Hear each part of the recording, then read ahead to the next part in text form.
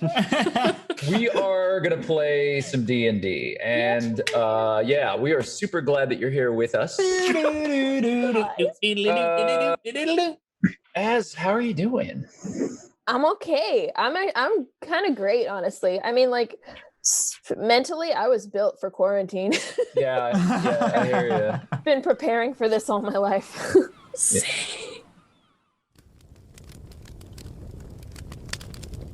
The children that were scattered about the floor of the common room looked at the old man, waiting for a tale of faraway lands and heroic exploits. I suppose we were at the beginning then. The underdog, the grove, the sea, the palace, they all converged right there. Harold, have you ever seen so many different kinds of people in such a big place? How hard could it be to find somebody that knows where Tailwind is? You're a miracle, boy. I shake my head and quietly to myself say, there's no such thing as miracles. I'll tell you what. I'll give you a running start. I'll count to 30. 1, 2. 30, and then I'm gonna run at him and attack him. You told me your history. I was born on that boat. Huh? That ship that your friend is dissecting. I absolutely hate how chipper you always are. And it'd be a good look on you, though. If it's a riddle, I want to solve it. If it's a lock, I want to open it. I'm a holy woman, and I'm looking for things that were taken from me and my people. They could not begin to fathom the situation that they found themselves in.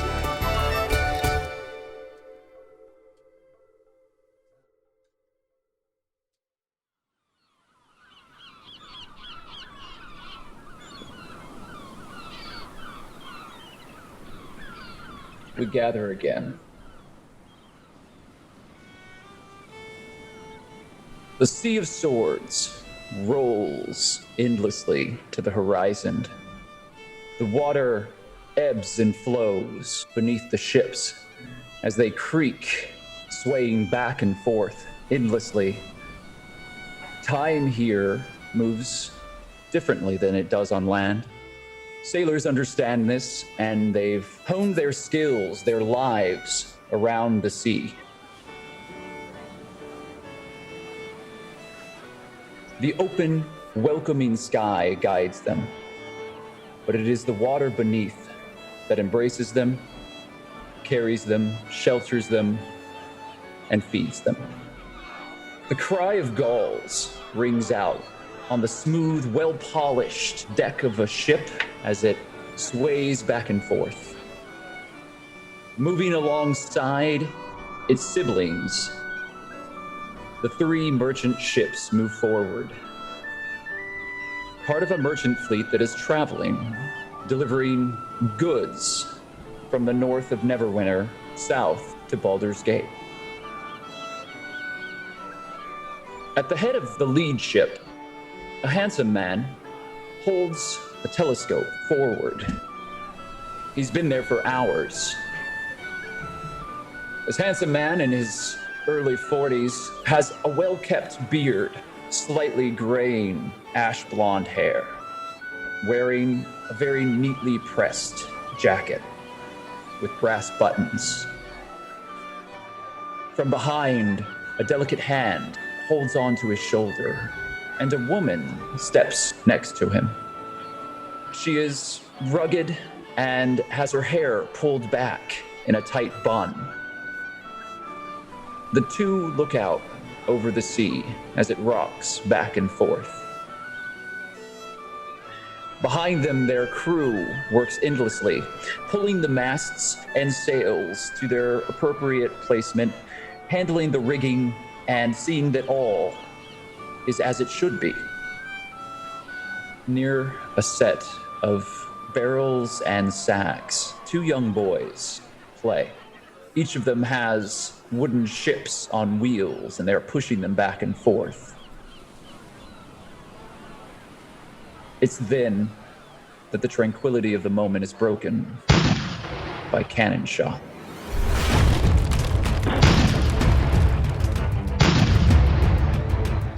The boat reels from the strike. Wood shatters inward, and the scream of the crew echoes as time begins to slow The young boys, confused, look around, and the youngest begins to cry. The woman turns and runs towards them, but the next blast separates mother from the children as the deck explodes outward. Shards of wood fill the air and smoke covers everything as the fog of war rolls over the peaceful sea. The sound of the gulls is gone now, and there is the horrendous sounding of a horn and drums in the distance. Black sails are cried out, and the ivory galleon rams into the merchant vessel. It's over as quickly as it began, and the boarding is swift, and the pirates swing across the mast lines. The remaining survivors are lined up on the deck of the ship. It is still floating. It survived the initial cannon shot. The pirates aren't seeking to take the ship. They want what's in the hull. The man who steps onto the ship is very broad, with very strange eyes. He has a thick, black, wiry beard and a purple coat.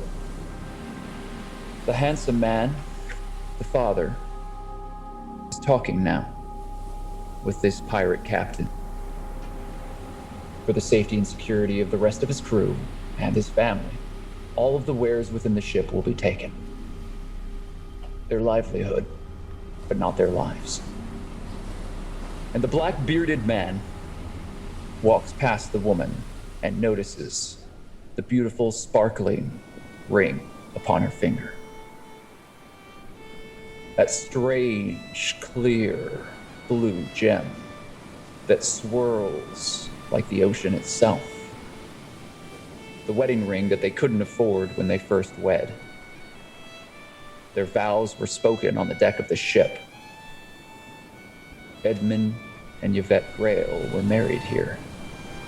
Their vows and all of their coin was spent on this galleon ship, the first of their business.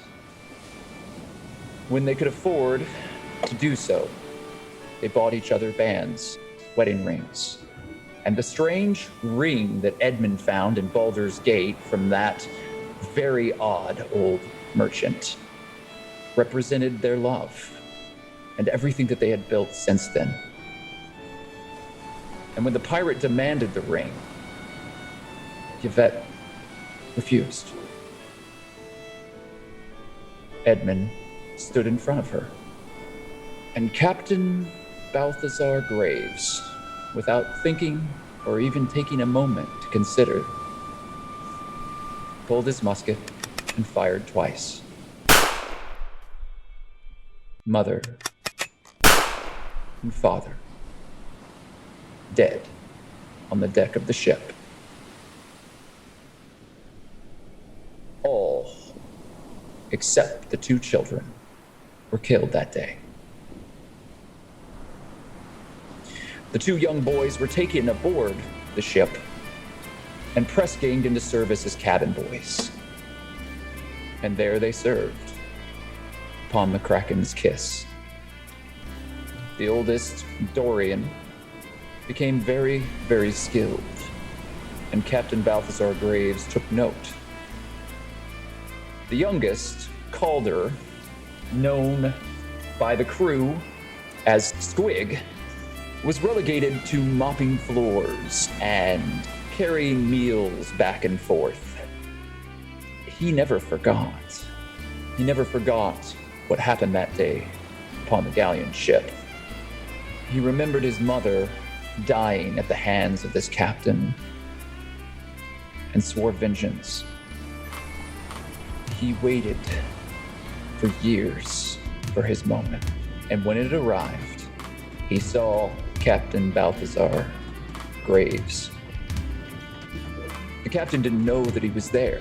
He thought he was alone. And young Squig saw his true face. Tiger-like, eyes like a cat, hands that were strange. Backwards. Claws.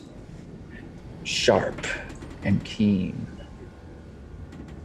Startled by the appearance of this creature who had been hiding as a man on the Kraken's kiss, stumbled backwards, knocking a barrel over. Balthazar Graves turned. You'll pay for that, boy. Snarling, he struck out against the young man, leaving across his face a tattered scratch.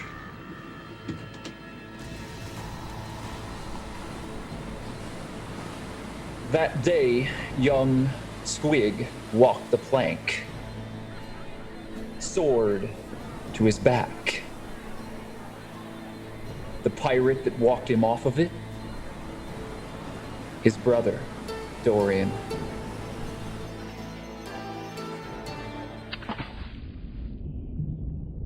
He plunged into the cold, salt sea, and he knew that this was the end. He released any hope. As he began to drown, he remembered seeing his mother's ring upon the pinky of Balthazar Graves. That gem calling out to him. Symbol of his parents' love, of all they had built together. Held by the Rakshasa that had taken it. The water dragged him under, and he began to die. But he didn't. Something found him. As he had desperately thrashed and held on to life beneath the waves, something heard him and found him. Carried him to shore. The merfolk didn't ask for anything. They seemed to know. This boy had something to do. And they were more than happy to give him a second chance. In time, on the island, deserted, he was able to hail a passing schooner and made his way back to the port that he knew well. Calder Grail was returning to Waterdeep.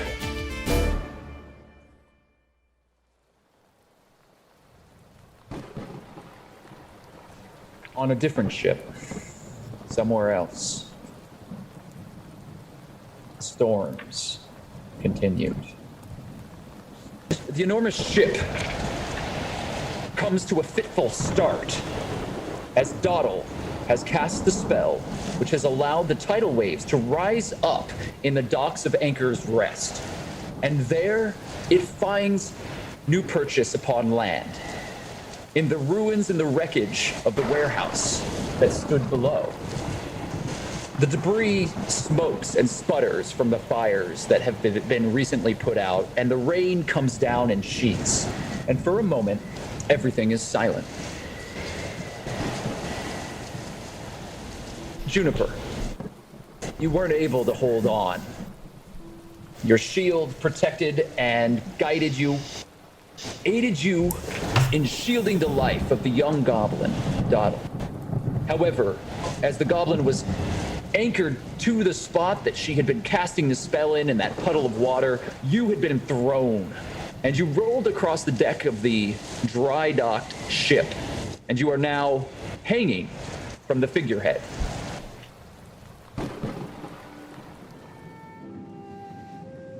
Below deck, in the captain's quarters, Hawk, you, MacLeod, and Saray stand in front of the captain's personal study, staring into a secret passageway that has been opened.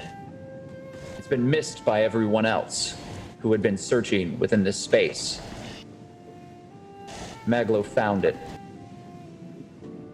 Saray is still strange, distant, and removed from all around her.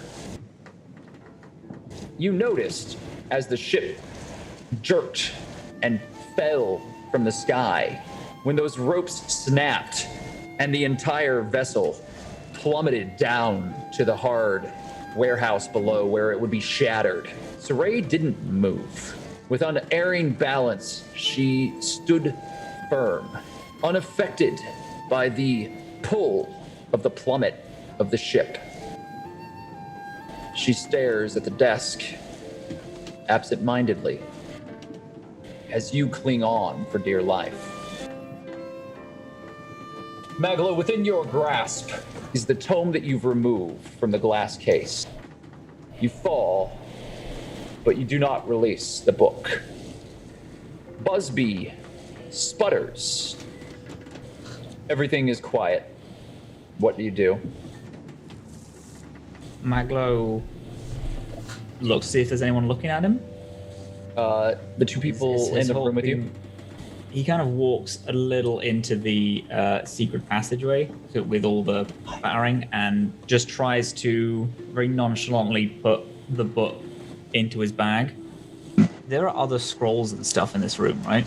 The secret passageway revealed a vault that was a very shallow closet, a walk-in closet, as it were. And upon the shelves were a number of scrolls, other books, a shelf that was filled with vials of liquid, and a few items that had been wrapped in leather, and a couple of boxes as well. Ark, you're right. Yeah, that... Whatever just happened almost knocked me on my ass, but I think I'm okay. No, same. We gotta go check on the others. Saray, you good?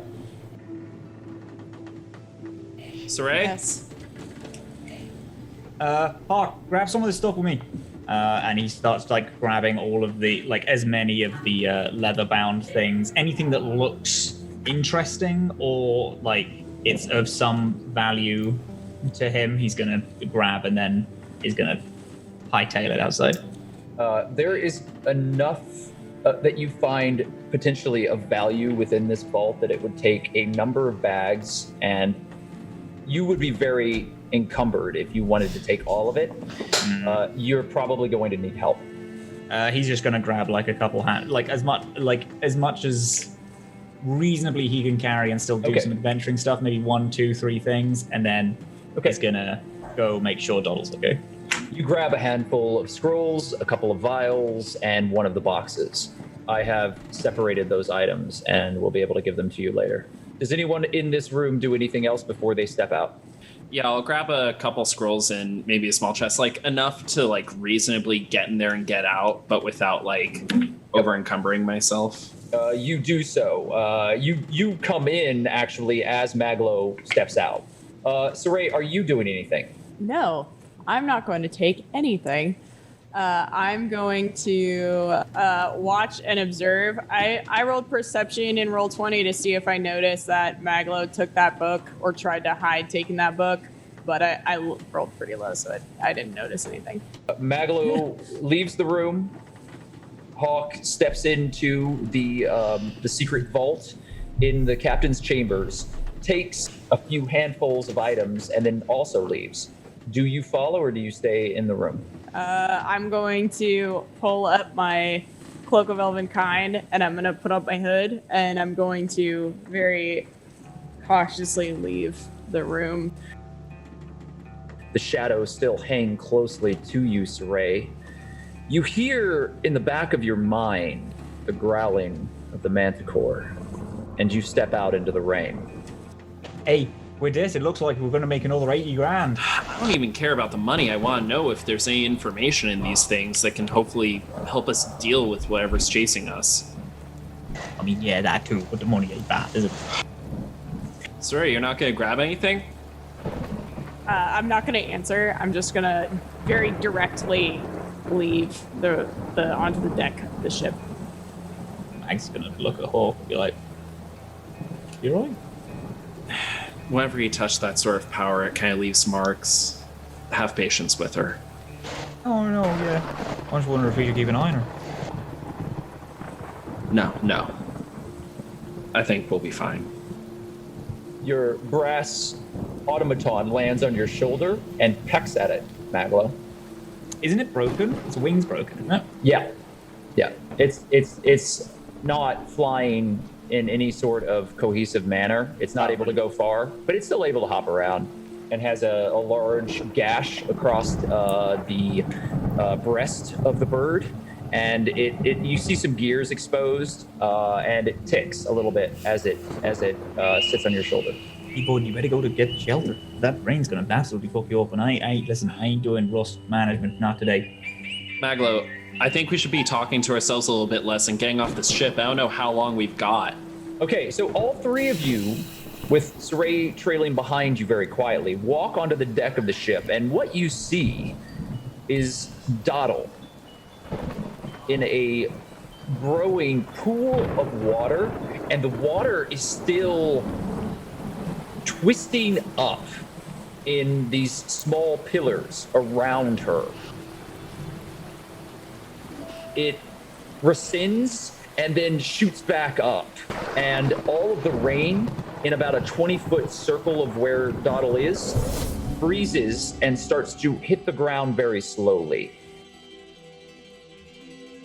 Doddle is still in a trance and currently seems unaware of any of you. What is Juniper doing now that she's hanging off of the front of the ship? So when you say she's hanging off the front, is it like if I drop down, I break a limb? Or like... You would break at least a leg. Hello? Guys? Doddle? I'm gonna scramble over and follow the voice. Yeah, over the edge of the front of the ship, you see Juniper hanging by a weakening grasp on the edge of the ship. I'm gonna grab onto her arms and then just try and heave her up. Okay, make an athletics check. Let's see, that's a 21. Yeah, I think you're good to get up there. You pull Juniper up. Yeah.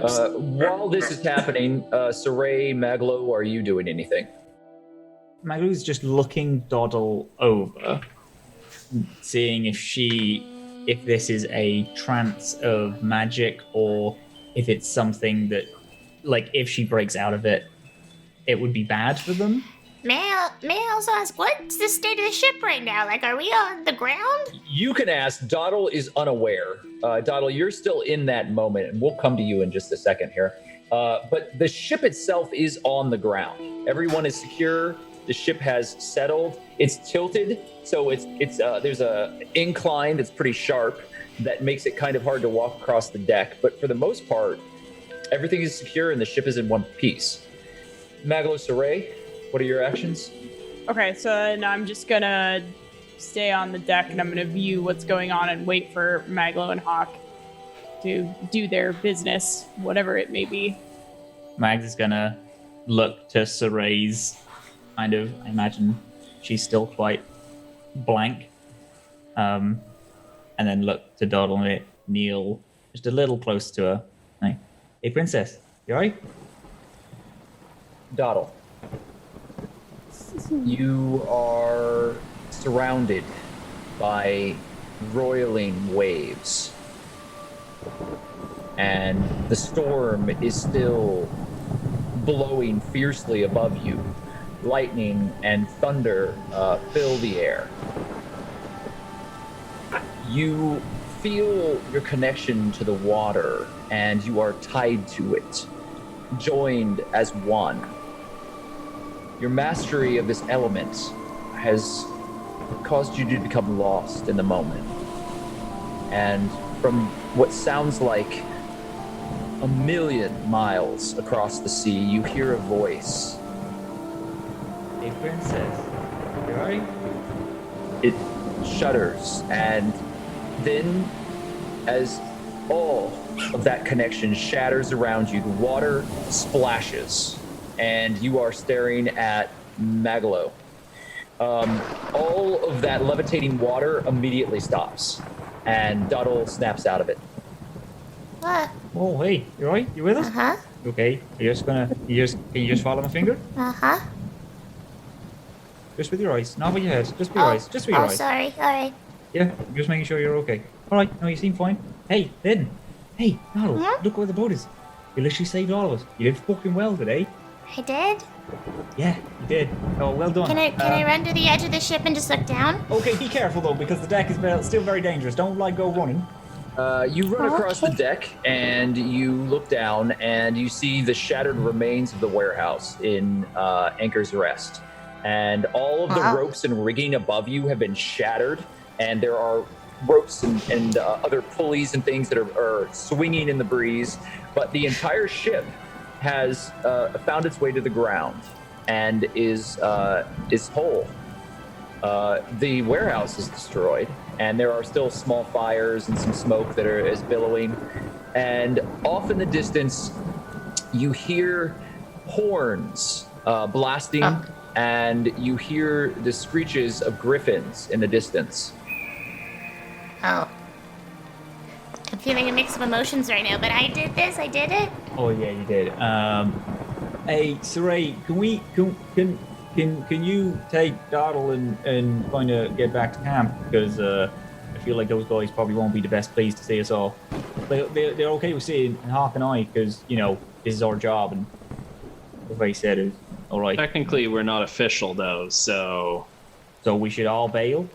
We should probably get out of here. All right. Yeah. Okay. So let's step to it, gang. June, you all right? A little shaken, but I think I'll manage. You look never the better. It's all right. Right. Well, good hustle, guys. Let's get the fuck off. Hawk's gonna grab one of his lengths of rope. He has a 50-foot length of rope, and he's gonna try and tie it to the edge so that way we can climb down the rope. Okay, so you do that. Once the rope is secure, everyone can climb down to the ground without a problem. Can everyone make sure they grab some scrolls and stuff from the vault? Just over there. We probably don't have time. Just one scroll each, though. Just to appease him, June runs over real quick. God, fuck yes, there is no real quick about that. No real quick. You have to run across the ship. The ship is at an angle, so you have to go up into the captain's. Yeah, it's a whole thing. MacLeod, yeah, I can't see this happening. We gotta go. Is the party staying by the galleon, or are you leaving before the authorities arrive? You can hear them in the distance. You hear the horns of the city watch of Waterdeep, and you hear the screech of the Griffin Riders off in the distance. And you know that shortly, Waterdeep's guardians will arrive, and they will have questions, and there will be official inquiries, and there will be a number of individuals that you will have to directly deal with. Oh, I'm out. Very, very directly. Probably as soon as Maglo says, yeah, we should probably go. Saray, very directly, without saying anything, goes to the side of the ship. It's 20 feet. 20 feet. Jumps. Oh. Off the side of the ship. Just make an acrobatics check. Fuck this shit, I'm out. Too much. Not going to jail again. Oh shit. Nah, it's good. You didn't. Okay, good. No, I mean it's not good. But It's not good. you leap off the deck of the ship and you land on the rubble below. You land fairly hard. Take 2 points of damage. All right. But you are you're down. It doesn't look. It still looks like you intended to land the way you did, but you sent a shock down your spine. Perfect. You pause for a second, And as you leave the shattered remains of the Anchor's Rest warehouse, you see the body of the captured mercenary that Hawk was guarding. There is a crossbow bolt that is in the center of her forehead. Guarding, huh? Wow. Yeah, you didn't do it. Really good. I'm gonna inspect the body. Next to that body is the older vagabond that was drunk in the alley. You notice that his throat has been slit. Oh, he got get. Oh no. Now. I'm gonna inspect both the bodies.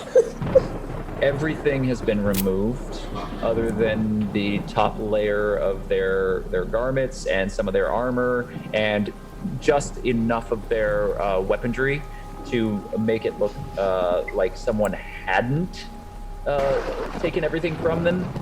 There is an empty scabbard for a sword on the woman. The symbol that all of you were debating about taking. Hawk took it. That's good because everything else has been removed off of this vagabond now. Okay, so there's no like symbol, no like anything for me to tell like what Make an investigation these guys check. worked for or what they did or Make an investigation roll. Not gonna lie, when you said everything has been removed, my mind immediately went to all the organs. Yeah, me too. I was like, wow. You're not even certain. You'd have to have somebody else look at it, maybe MacLeod, but it seems like that was kind of intentionally set up so that it wouldn't be suspicious, but they also don't have anything on them that would lead anyone directly to the grasping eye. I'm gonna sit and wait. We should stay, Roy. Come on. Yeah. This was our job. No, you're right. You're right. We'll have to answer a lot more questions, but we probably shouldn't have stuff from the captain's cabin on us when we meet with them. Here, hand them over to me. I'll take them. They probably don't want to see my face anymore anyways. Yeah, I hate to say you're right, but... Yeah, Mags gives the leather-bound pouches over. You still have the book, to be clear. He still has the book. All right. Anyway, we got some things. That's why Thank you for we're the here. 3 scrolls. We didn't do anything wrong. I think that's what's important. All of the dead bodies is suspect, but a lot of them attacked us first. You know, I think the best course of action right now is to get Saray, Doddle, and myself out of here. So we're gonna go find MacLeod. Absolutely. Come on, Doddle, you okay? Oh, the stupid horse. Where did you go, Saray? I'm just waiting. Oh, you're waiting there? At the thing. At the corpse pile? Yeah, the corpse pile. Yeah, that's a good way of Can I actually say before I hop down, can I just have a moment and be like, I thought maybe, and like put my hand on the side of the boat and look at the griffins and look at the boat and then look at MacLeod and just like squeeze a little tighter and say, you know, Tayanwin is an island and I guess it was kind of stupid. And then I'm just gonna hop off the boat. Max is just gonna do nothing. He's very excited about this prospect. I think Max just fully clocks what Doddle means, mentioning Tailwind and looking at a boat. Is like... I go to MacLeod. Did I hear that at all, or?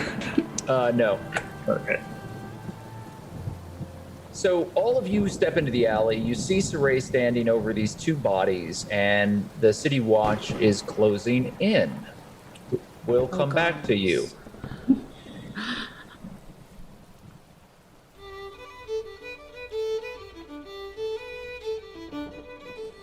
Calder Grail.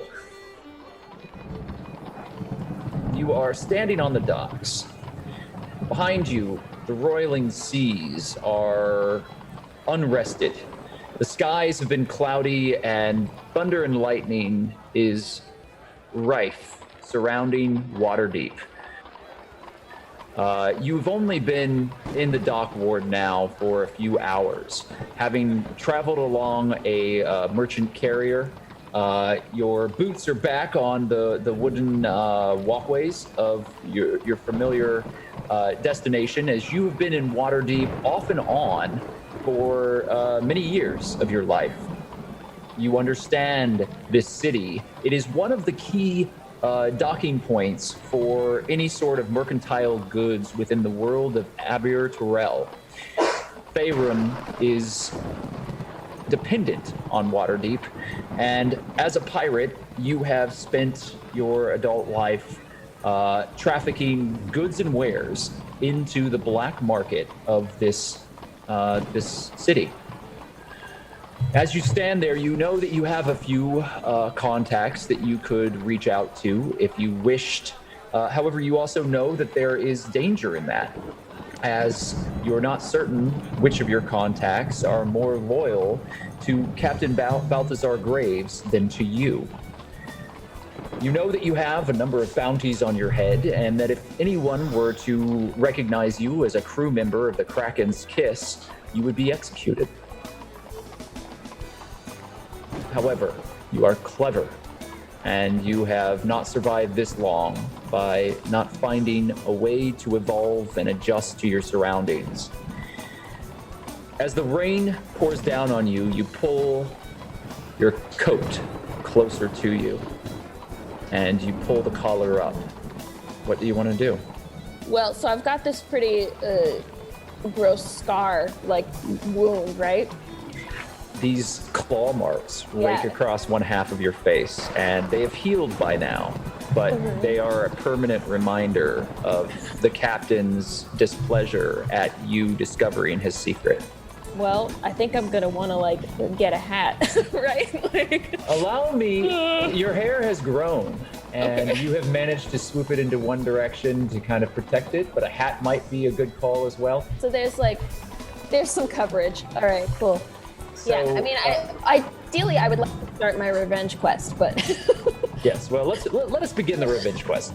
You have a contact at the dock here in Waterdeep that you have no doubt is going to be loyal to you over the captain. Yes. Okay. This contact has never ever really trucked well with the crew of the Kraken's Kiss. You just happened to best her in a drinking contest, which is very hard to do. And because of that, she has always had a certain fondness for you. You know that as long as you have a little bit of coin, you can trust her to keep you safe. Okay, so, yeah, let's go find her.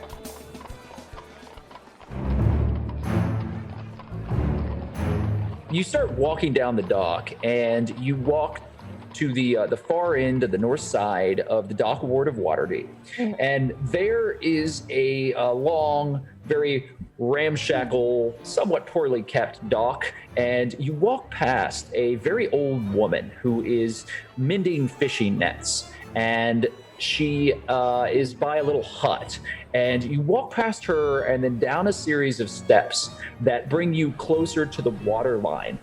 And then as you're walking down, you come into an area where the vagabonds and the homeless sailors and the drunks all kind of congregate. There are fires. Yeah, your dudes. There are fires that are set out, and you walk past a fire that's burning, and there are a number of very shady-looking, bearded, old, craggy sailors, and they kind of give you a wide glance as you begin walking down in this underground stone corridor that is right up against the water line of the dock, and the waters are kind of lapping in, and you come to the edge of a stone outcropping, and you reach into your pouch and you pull forth a copper coin, and you throw a copper into the water. Am I summoning a witch? And when you drop this coin into the water, there's a moment of silence, and then the coin eventually shoots back out of the water and lands at your boot. You see Filthy Meg emerge from the water. And Filthy Meg is a merfolk. She has very tightly braided hair that is inset with bones and hooks, and she has piercings all across her body. All of the human portions of her flesh are covered in this beautiful network of glyphs and things that just light across all of her body. I respect her so much. She's wearing some leather armor and has a trident strapped to her back, but she leaps onto the edge of the stone dock that you're standing on. She smiles, and you can see that all of her teeth, there's a few gold teeth in there as well, but they've all been sharpened to points. And her beautiful and fierce eyes kind of narrow as she looks you up and down. Squig! I didn't think you'd show around here again. I wish you'd stop calling me that. What would you prefer I call you? Cal is good. But you know, Whatever you like, really. Cal, I'll try it. What brings you? The Kraken's kiss around, and she kind of looks off with a disdain towards the horizon. I didn't see the ships come through. That's actually, I've got some business with that crew. More like the captain. Graves can go and fuck himself. Exactly. Preferably with his own saber. To death. Oh my gosh, we're on the same page. You're gonna have to roll this back a bit. I don't seem to understand. Why are you here if you're not with the Kraken's kiss? I want to know where he is. Let's just say the dynamic has shifted a bit, and he's gonna show his scar. Yeah. Pretty fierce, actually. Take some of that boyishness out of your face. I could use all that I could get, but point is, my time with them is done. And you've come to Filthy Meg to help find the Kraken's kiss? Yeah, I want to start by knowing where it is, where the captain is, what their plans are. I don't know exactly how I'm going to go about doing what I'm going to do or what exactly I'm going to do, but I need information first. All right. You know how I work. You're going to pay me for this, right? Of course. How much are we talking? It depends on how quickly I can do the work and how quickly I can find things. I'm going to, of course, have to send out a few other merfolk to find the ship. That's all expensive, you know? Yeah, I have a bit of money, but I can also, if you need anything done, if we can exchange services instead, that might be more useful for both of us. Yeah. Okay. Okay? Yeah. You have to do something for me. I'm listening. I have a contact, and she's up to something. I want you to find her and keep an eye on her for me. I want you to report back to me everything that she does. There's a goblin with her, and there are a lot of rumors going around. A goblin? Like a dead-ass goblin? Look, Cal, if you want me to help you, I need you to help me. I broker information. I find things.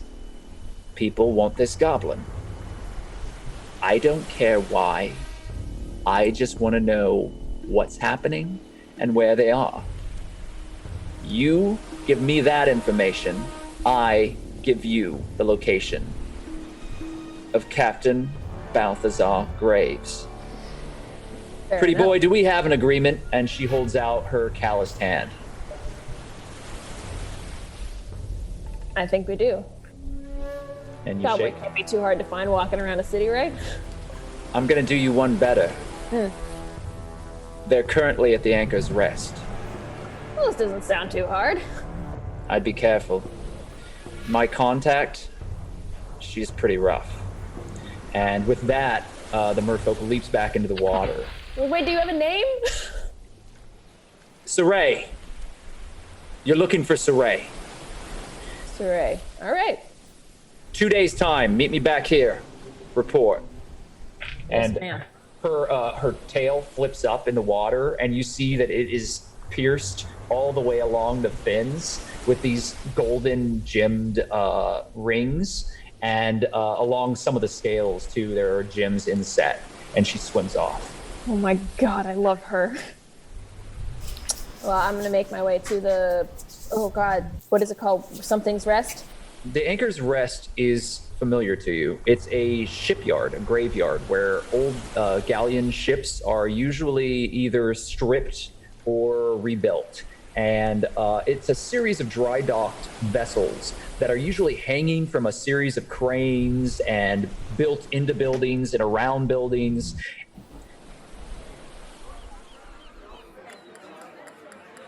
You have made your way above, and you're walking down the docks, and you hear an enormous crashing noise. And there's some smoke and fire off in the distance of the Anchor's Rest. Well, shit. I'm gonna go check that out, I guess. As you Safe distance. Just want to see what it's about. Yeah, okay, so you're not going to run directly into it. Yeah. As you emerge into the Anchor's Rest area, you see a warehouse with a large galleon set onto the ground, and it's hard to see. It's very dark, and the rain is pouring, but the ship seems to have, upended. Something is very familiar to you, though you cannot place it. And you have this strange feeling of deja vu that washes over you. Your mind echoes for a moment. So this boy is standing in the alleyway, and the rain is beating down, and the two of you are standing next to two dead bodies. There are two corpses on the ground at the foot of these men, and there's a ruined and burning, smoldering building behind them. All of you make contact, and you meet each other's gaze. And in the distance, you hear the screeching of the griffins and the horns getting closer. It looks like our time's about done, huh? You want to do something like... MacLeod, I religious? grab my sword and I look at this Just new person that came by. Looking, it's like you guys Listen. in over your head a little bit, maybe here. Yeah, I think Mags probably stands back a bit and then takes the rifle off of his back. Cal's just gonna look at these drawn weapons, like, what's hi, I'm Cal. Mago looks to Hawk and then puts the rifle back over his shoulder. I'm Maglo. This is Hawk. We did. Did you? Well, was that you? Was this you? And he points to the dead body, like. No, No, those then were I not. should be drawing my sword. the dead bodies in there were though. We're just kind of waiting for the buzz to get to us so we can kind of explain what happened. Who are you? You seem very. In my life, I don't really go up and talk to people who are standing in front of burning ships with a bunch of dead bodies littered around them.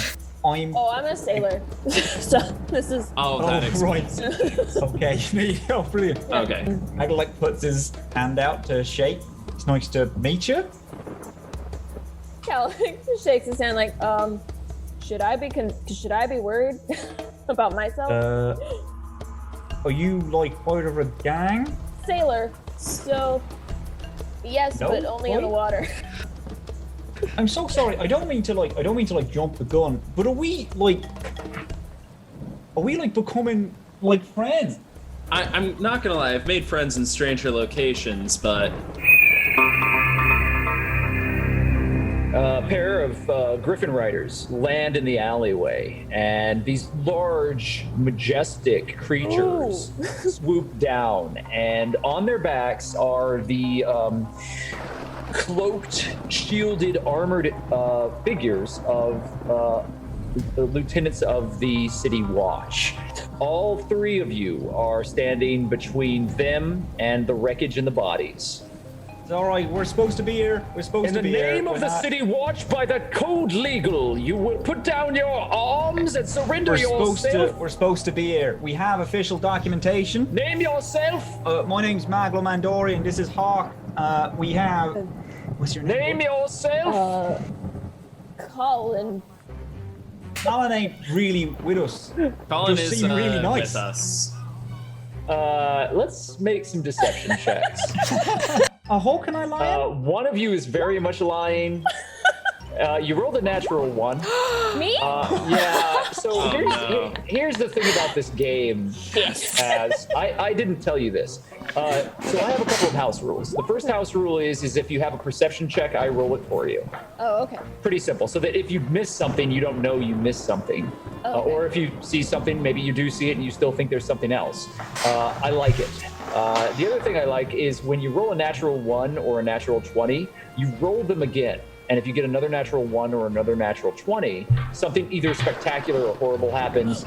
And then you do it a third time, and if you get 3 in a row, I will alter the campaign forever.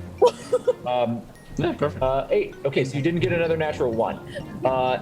So they don't believe you, probably appropriately, that you are just Colin.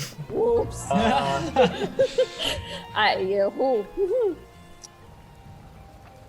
Each of you, down on your knees. MacLeod's gonna pull the note from the High Scribe. I need to see your hands. We have crossbows. Got my hands. We shall let fly. All right. In the air, he's sitting on the ground. It's all right, like, bud. Just and glaring. don't worry about being arrested. We're kind of like absolute. We're incredibly good at jailbreak, really so I wouldn't worry bad about it. Historically speaking, we're bad at it. I mean, jailbreaks we're very good at, but That getting wasn't into jail us. is terrible. That wasn't us. That was somebody else. He Silence! stumbled on them. I'm so sorry, Colin. You're Silence! just kind of part of this now.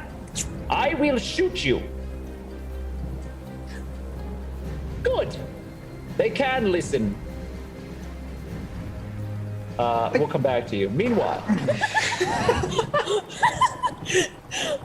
Juniper, Doddle, and Saray, tell me where you're going to retrieve MacLeod the horse. Where is MacLeod the horse? I was We just. left him with a person, right? We're good. I think we're just go back to the stall, right? Do, do, do, do, That we do. left it. Is the three of you are going together to the stall? Yeah. We're just walking, right? We're just gonna try and be as inconspicuous, normal people, and walk back to our. Should I disguise myself? I asked the group, is that a thing that I should do? Haven't you been disguised this whole time? I was disguised, but I think that seems like something I'd have to concentrate on. No, your concentration was broken. So Got it. Yeah, I like lifted an entire ship, so I was a little scatterbrained at that time. So, should I disguise myself or could I just put my scarf up? Do you think that'll Just be put fine? your scarf up. That should be fine. Alright, I can put my scarf up.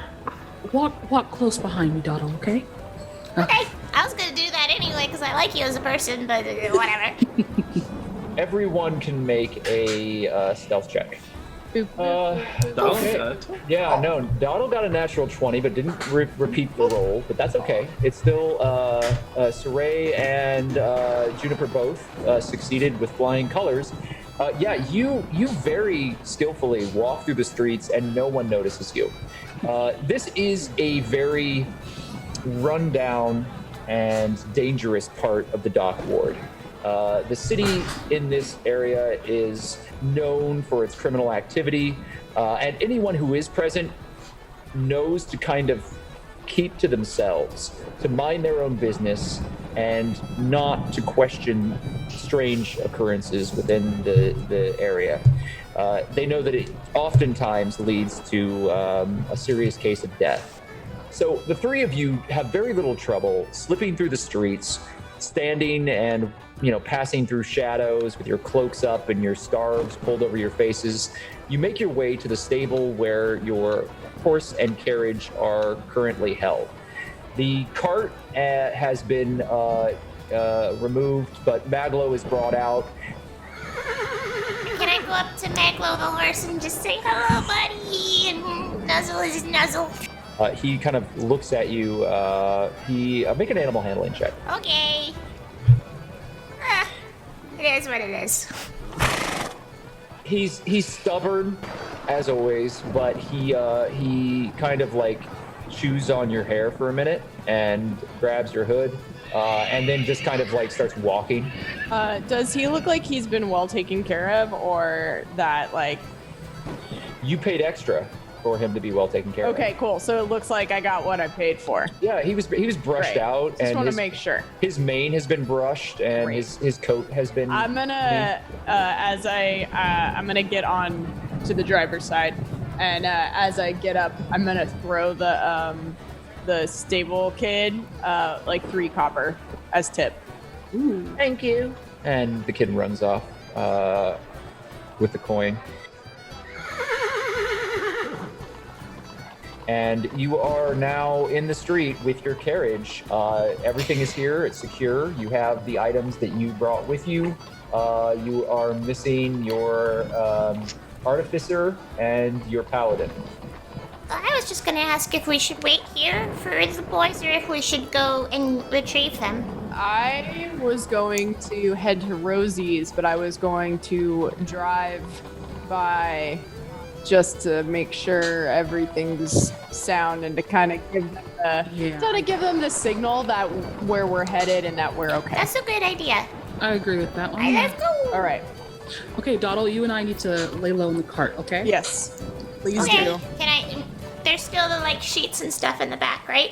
Yes, you have tarps and some boxes that have been laid on either side of the cart so that you can kind of hide in them. You also get out of the rain, which is nice. I forget. Is Harold at Rosie's or did we leave him in the Is in the cart? Oh god. Harold's been in the cart the whole time? Oh, damn it. Hello, Harold. No one took Harold with them, so Harold stayed in the cart. And Well, good boy, Harold. Hello, Harold. she looks very frustrated and has made a nest in the back and has tore some stuff up, but kind of balks at you as you come in. Hello, Harold. I'm very sorry that we had to leave you here, my friend, but I'm afraid that combat is no place for a chicken. She runs forward and pecks at your feet. And angrily? Yeah. Harold. Let's make sure to feed this thing. I just feed her the same stuff that I feed MacLeod the horse. Yeah, you've got grain and Yeah. Oh, good.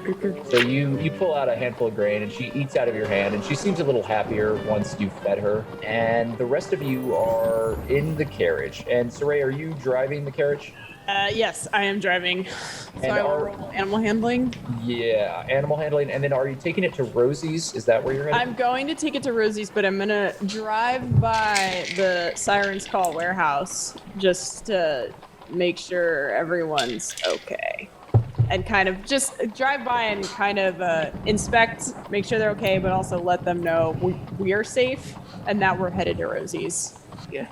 Please be good, because this could be fuck me. So it's not great. Not great. You don't drive the carriage off, but MacLeod does what MacLeod does, which is just kind of like goes in the general direction that you've pointed him, but does it his own way. And so you're like forcing him into the right lane as you kind of are playing this game of chicken with other carriages. And he'll eventually pull over, but he really seems like he just wants to ram into another carriage. Maglo. MacLeod the horse is his full name. I know that's his full name, but I'm not going to call him his full name. But if you're grumpy with him, you should call him his full name so that he knows that you're grumpy. Saray, at any point, if you would like me to drive Maglo. The horse. The horse, yes. Does the horse have the same name as? Yes. Okay. We named the horse after MacLeod. Clearing that up. All of the characters were mad at Maglo, therefore named a horse that they just got after. Oh my god. Yeah, June. Yeah, you should just hop up here and you should do this. Make your animal handling, Jim. Let me do this. Please, God. I'll just scoot over to the Yeah. passenger side. Yeah. Okay, roll. June, Maglo seems much more responsive when you take the reins, and you're easily able to coax him back into the right lane, and you begin to ride past without causing any undue attention to yourself. Yes, Doddle. Before we go, I just want to go up to June and be like, here. And then wrap my scarf around her and like tug on it so it's nice and snug. And I'm like, I'm under the blankets and stuff anyway. I don't really need it. So you can disguise yourself just a little bit. June's gonna lean over and just ruffle her hair.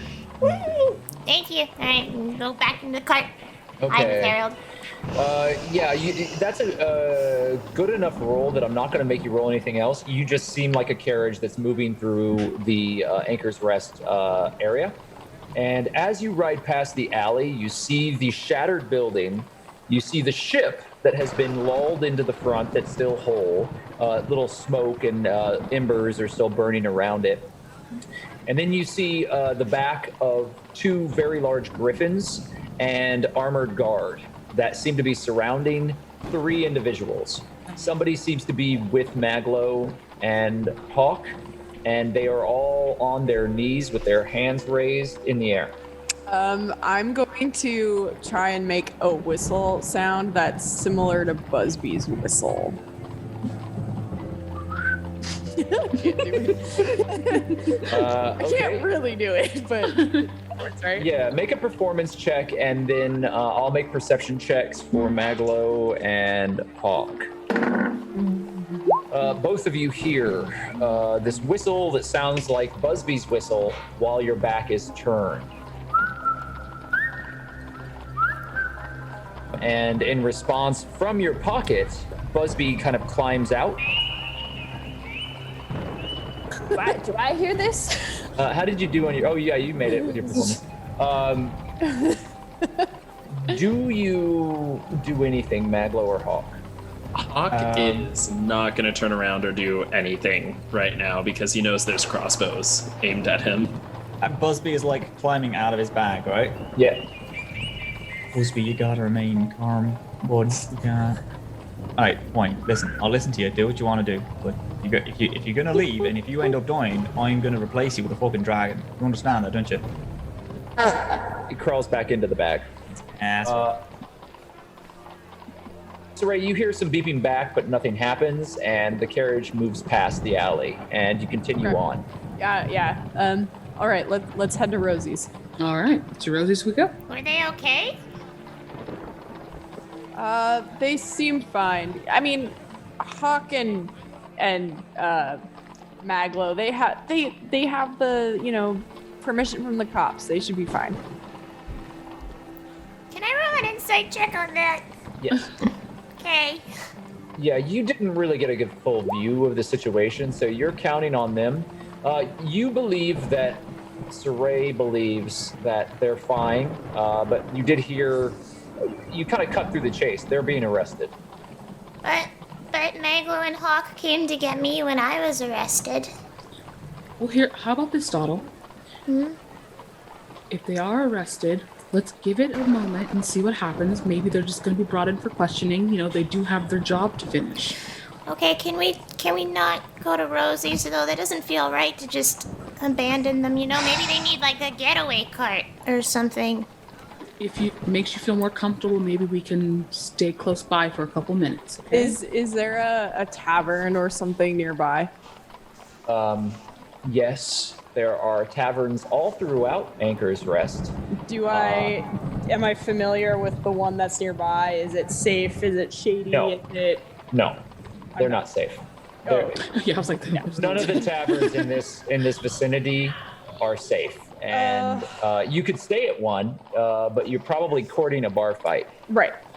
Dottle, I'm not sure how safe it is for us to even hang out around here with both the city watch and the area in general. I don't think it's a great idea for us to even hang out around here for much longer. It might be safer in the hands of the City Watch. Okay. You do recall that a number of June, you recall this, a number of the leadership of the Grasping Eye that you faced in the warehouse escaped. Also, we do have the problem of people who want us dead still being afoot. So I think they're safer where they are, and we need to go somewhere safer for us as well. We're still relatively close to the Siren's Call area, right? Yeah, you're there. I'm gonna whistle again, trying to match Busby's whistle, but I'm gonna try and make it sound like I'm calling Busby to come to me. Yeah, I'll let you make that call again. Do a performance check, and we'll see if you can imitate something that might attract Busby. Oh no! Yeah, you're too far away. The whistles and the pops don't sound right, and you don't hear any response. Plus, Maglo has pretty much threatened Busby to stay put, and Busby's going to listen to their creator. You do know that the general area, if you stay around too long, it might be a problem. Who currently has the goldfish? Maglo, I think. Yeah, Oh, Maglo no. does have the goldfish. Oh no. What? I know. Just hang with us as. No, I'll pick it up. But sounds important. Can I just, while we're being like walked to wherever, I'm gonna pretend to trip and fall and like try to just face plant into some mud so that I am like essentially camouflaged, like a Harry Potter. Yeah. I like it. So go ahead. Whoopsie poopsie. You are all like grabbed from behind and you stood up against a wall, and they're gonna search all of you. But while that's happening, you can stumble. Go ahead and make an acrobatics check. Okay. You fall, Calder. You fall in like this like. It looks like it's painful, but you do it perfectly. And like you dip your face into the mud exactly where you wanted, and your face is just completely covered. Oh, like Mrs. Doubtfire situation. Yeah. And MacLeod full on bursts out laughing. It's like, this guy is so fucking weird. Oh, buddy, are you okay? I think a homeless guy peed in that. This guy is so weird. I'm so As you begin to smell the mud, you do realize, in fact, that a homeless man probably peed here. However, you have managed to cover your face in mud, and you have done so without getting your coat dirty. Silly me. This is so clumsy. Up against the wall. I'm not putting up with any more of this. Donald, you and June head back to Rosie's. I will follow MacLeod and Hawk to wherever they're being taken. And if it seems like they're being locked up, I will head back to Rosie's and we'll figure out a plan. Okay. That sound good? Mm-hmm. Okay. Thank you, Saray. Does that sound good, June? Whatever Donald wants is fine with me. All right. I'm gonna pull up my spear, make sure my hood is fastened, and I'm gonna stand up on the cart. And as the cart's like kind of pulling by a building, I'm gonna try and jump onto the building next to me. Donald? Uh-huh. I said I would do whatever you want to do. Do you want to stay here? I think I'm gonna trust Saray, and I'm gonna trust MacLeod and Hawk, and I'm gonna believe that they're gonna be okay, so let's go back to Rosie's and meet up there. That's where we'll go. Oh, as you're having this conversation, Saray had jumped to try and get on the building, and I rolled a nat 1. So, maybe we can't trust Saray. So I'm gonna trust Saray. Whack! So it just hits the side of the building. Now, like hanging. You continue on down the road, and you hear them say this, Saray, and you land on the roof, and then you look back because they said it. You heard their conversation, and you heard, "I'm gonna trust Saray," and your head turns back. And as you do, your foot hits a slick part of the roof, and you slide down into the alley. You don't think anybody saw you, but it was, you're down on the ground again. On complete self. Incredible. Worst rogue ever. So up against the wall, you are being searched. As these guard are telling you to calm down, and if any of you have a weapon visible, they unsheath them and drop them on the ground. If you can just like put your hand into just like the left pouch on just above my like right foot, there's gonna be a summons to here from the High Scribe. Specifically from Magistrate Mortimer Welber. I really need you to do this because this is completely unnecessary.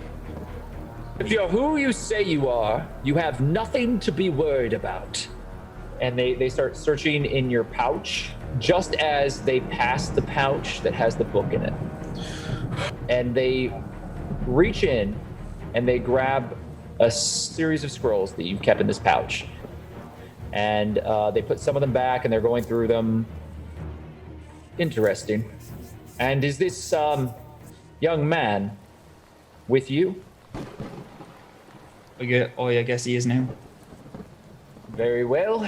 You may gather your things. The guard relax and begin looking around. What exactly happened here, Inquisitor? I would much rather talk to the High Scribe about it. I need to file an official report, really. We already have our orders. There are other investigators who are arriving. In fact, the original investigator who came to this site when it was originally brought to our attention will be arriving very shortly. Inquisitor Sternward? Perhaps you've worked together. Once or twice. We need to go. I think it's best if you stay so that you can lend your report to the other investigation. I don't want my view to be tainted by his. He's going to have like a different look around, and then if our reports don't line up, then we it's something we got to figure out. But if he tells me information, I might accidentally write it down, like I discovered it. I can't back it up with evidence. It's a whole process. It turns out that members of local gangs had infiltrated the warehouse. They tried to ambush us. This happened. So the members of the local gang returned to the scene of the crime. Do you know why? He points to Call. He's like, what is your purpose here again? Trying to give them information about this local gang, but I didn't really have any. You're an informant. No, 1 second. Who are you? I'm sorry, what's your rank and position? I'm a lieutenant within the City Watch, and you are a special investigator that has been hired by the city. You have that's no true. rank. By High Scribe, and that is who we report to. I'm sorry, we're not going to be going around divulging information. This stuff is very sensitive, and if this get put into the wrong hands, it's going to go very badly for a lot of us. So, if you don't mind, we're just going to keep it between us. Is that okay? There's no ill will intended. It's just we don't want to let someone slip that will end up causing a lot more hassle. There are 2 dead bodies here, investigator. What am I supposed to do? My duty is sworn to the city. And you have this. Are you a criminal? Is that why you will not answer our questions? It is because we have it on good authority that there may be infiltrators within the city government that are sided with these criminals. I apologize, but we do not have a working relationship with you in the way that we do with the magistrate who we work with directly. Well, the Inquisitor Sternward will be here very shortly. I'm sure that he can sort this all out. But we have the same job. We're doing the same thing. We need to do an official report. I mean, to my understanding from the paperwork that you've provided, you are a consultant. Sternward has a storied history with the Guard. I'm sure he does. Amongst the city to do great things. He has published a number of books on the art of investigation and artificing. Perhaps you've heard of them. Hey, can we go? We need to go back. I really shouldn't release you yet without some sort of official report. You can have our names, bud. That's fine. Just write them down. We do need to get back. This is very time sensitive. And what was your name again? And he points to you, Calder. It's Colin. Everybody calls me Cal. Cal is short for Colin? Depending on the pronunciation, yes. I come from the West Country. Make a deception check. I should not be attempting to do this all the time. MacLeod try and catch that? Because MacLeod fully thinks his name is Colin. Do you want to lend some inspiration or like a flash of genius or something? MacLeod wants to try and pluck Cal out in the lie and be like, what the fuck? Why are you lying about your name? I would like to insight check Cal, actually. Yeah, there you go. That's insight check is what I was trying to do. So go ahead and roll insight checks if you like. Please be low. Please be 22. Low. Okay, that's a 13. 22. Yeah, MacLeod, you picked this up. Hawk, you're not as quickly. But you don't think that this kid, he's not giving you the full story for sure. Of course, you don't really know what his story is. You've just been accosted in an alley together. So here we are. There are 2 dead bodies here. Because of that and the severity of the property damage, if you fill out your typical report and sign it, I'll be sure to give it to Inquisitor Sternward when he arrives. That's fantastic. Thanks so much. What's your name, bud? Just so I have it. Westwood. Lieutenant Westwood. Well, it's nice to see you, bud. Again, I'm MacLeod Mandoran. This is Hawk. We've heard tale. Lieutenant, do you mind if I perform some last rites on these bodies? Yes. I suppose we could get the clergy involved before we even look at the bodies. This is confirming everything that the rest of the guard has been talking about. If it helps you, Lieutenant, you can observe me while I do it. I promise I won't defile It's the bodies. just very irregular. You understand. Typically, there are procedures. We don't allow strange adventurers to come in and take a hand in the investigations of the city. From what I understand, Inquisitor Sternward did a sterling job here, investigating the original site. Lieutenant, think of it this way, and as he does this, I kind of get down, and I'm like, what I do for my final rites is I take a gold dragon, and I put it in the mouth of each person that's dead, and I kind of close it, and I whisper a couple words in Celestial. Well, let's say you're in a city, some sort of nefarious group has infiltrated the government. Now, you're a magister. If you can't trust anybody, who's the best person to trust? Somebody not from here with no ties to the city? You're saying that you suspect corruption within the city watch. I'm not suspecting anything. Is that so? Hal's just trying to really, like, as much as possible to look like he understands what's happening. Like, This is very important, Hawk. Make a deception check. You're trying to communicate something without saying it outright. Yeah. we all gonna die. That's a 9, crap. I'm just gonna, Cal's just gonna look around and, like, take note of any exits. MacLeod's gonna bend down, start picking up more of his stuff. Cal has a sword, right? Uh-huh. It's a saber, yeah. That was taken off and then put to the ground, probably. Yeah. Mags is gonna pick it up. I'm sorry you got involved in this. We're finding some shit at the minute. Are there police still around right now? The city watch is standing just a few feet away talking to Hawk. Although they seem to have relaxed a little, but they still are very much on edge, and there's this weird silent war of words that seems to be happening. Right. Like, so Cal's just like, yeah, well, always happy to help. Cal, you overhear something that immediately hits your ears like a weight, and your heart drops.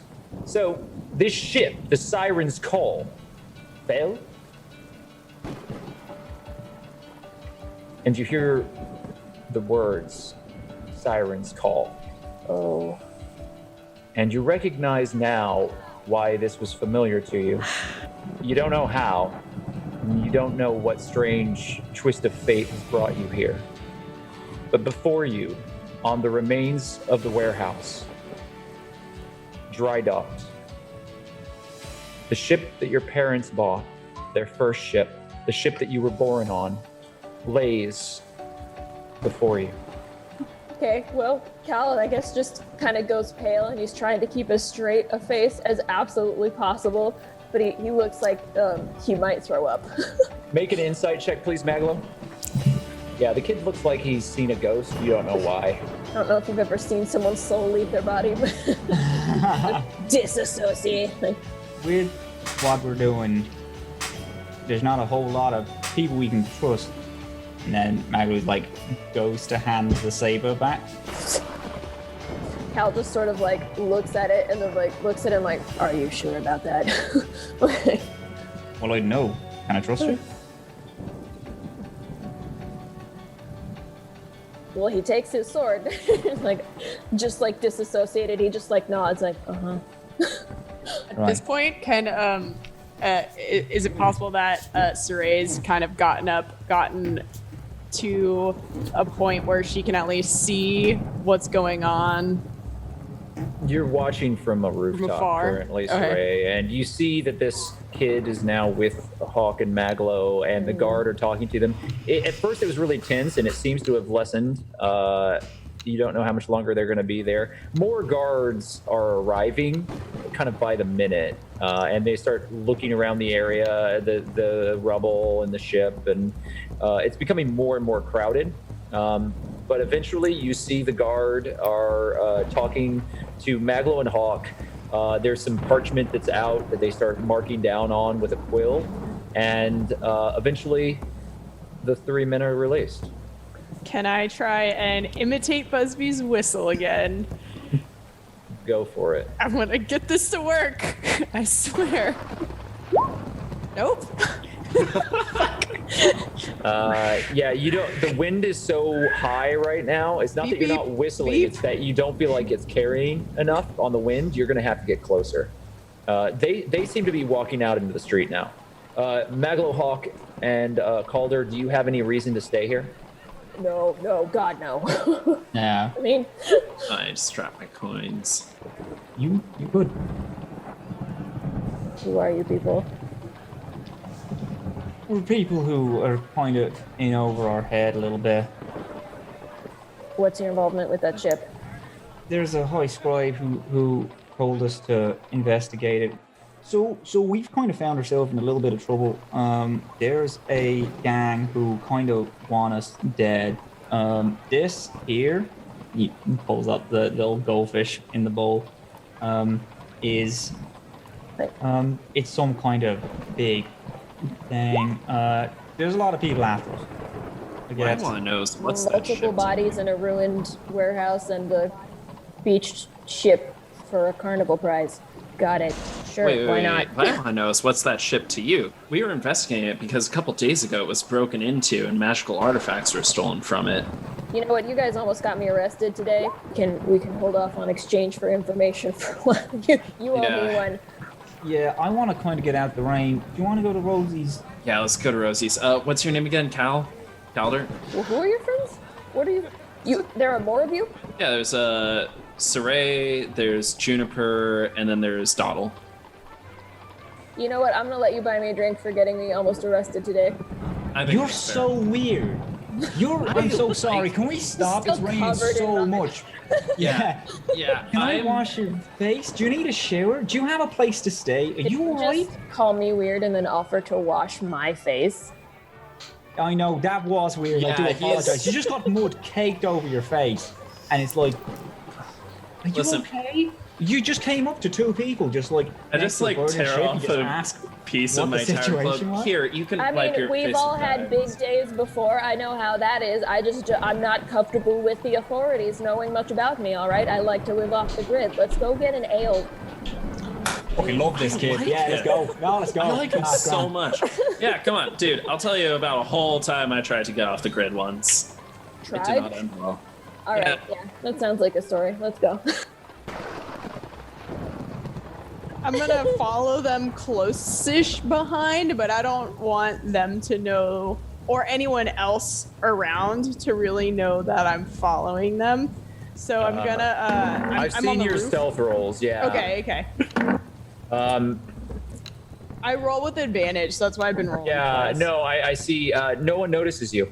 Okay, so I'm gonna slide, like I'm on a roof, right? So I'm gonna go to the side of the building and I'm gonna like find like the gutter pipe and I'm gonna like slide down it and then I'm gonna kind of enter into the street, very Assassin's Creedy but not as obvious, and kind of walk parallel to them, but maybe 20 feet away. I mean, they're entering into the more crowded part of the dock ward, and that immediately allows you a lot of options for staying out of the way and unseen. I'm gonna have you make another set of rolls here Okay. as you continue down the road. If your goal is to continue to not be seen. Yeah. So meanwhile, Dottle and Juniper, you found your way into the Court of Stars, which is outside of the Magister's Keep, and you immediately are surrounded by all of the tents and the bustle of the marketplace. There are vendors who are selling various wares and trying to catch your attention as you ride past, offering to show you bolts of fabric and small wooden toys, various exotic fruits, and other pottery and things like that as you're moving along. You go deeper and deeper into the Court of Stars and eventually make your way to the brightly colored pastel tint of Rosy Glitterspark, the alchemist. And shining from within is a calliope of bright colors that flash and spin and whirl. And even in the rain and the gray, this is a beacon of bright, cheery, colorful warmth in the middle of all of this, and you pull the carriage up. The colorful tent in front of you has a sign that swings lazily in the breeze. It is marked with a potion bottle that has a gem across the front of it. It is a shimmering pink image, and there is a bubbling brew that is bursting forth from the potion bottle. This is Rosie's shop, and it has become a sanctuary to you and your companions in this city. You pull the cart around to the back, and there is a hitching post. What do you do? I was just gonna say I stay in the cart until given the go-ahead. Okay, I'm gonna unmount MacLeod and go ahead and tie him up. As you're tying the horse up, you notice the back side of the tent opens, and the large, hulking form of the half-orc, half-Goliath Bone Splitter appears. Standing at 8.5 feet tall, this wall of muscle, heavily tattooed, fierce-looking form looks upon you in the cart. He walks towards you and helps you to tie down MacLeod silently, and looks towards the cart with a blank expression as if to ask, where are the others? Hey, Doddle, I think it's cool to come out. So we just left our friends on a little adventure, and so it's just going to be Doddle and I for right now. I'd like to peek my head out of the cart. Bone Splitter! And I want to, like, jump off the cart so I can, like, wrap my arms around his neck and give him a big ol' hug. You physically have no real way to wrap your arms all the way around his neck, but you do manage to grab onto it as if you're grabbing a tree trunk. He gently pats you back and then helps you back to the ground. You're now standing underneath the colorful tinted awning where the carriage is secured, and you see the back door, the flaps of the tent are open, and you hear sounds of movement inside, and he nods silently. I'm gonna go inside. Yes, same.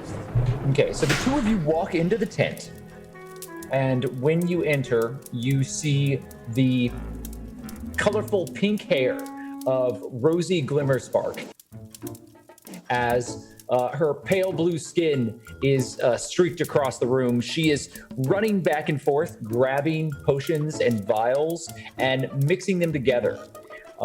She has the chest that was given to her that she had purchased from you and the other of your party.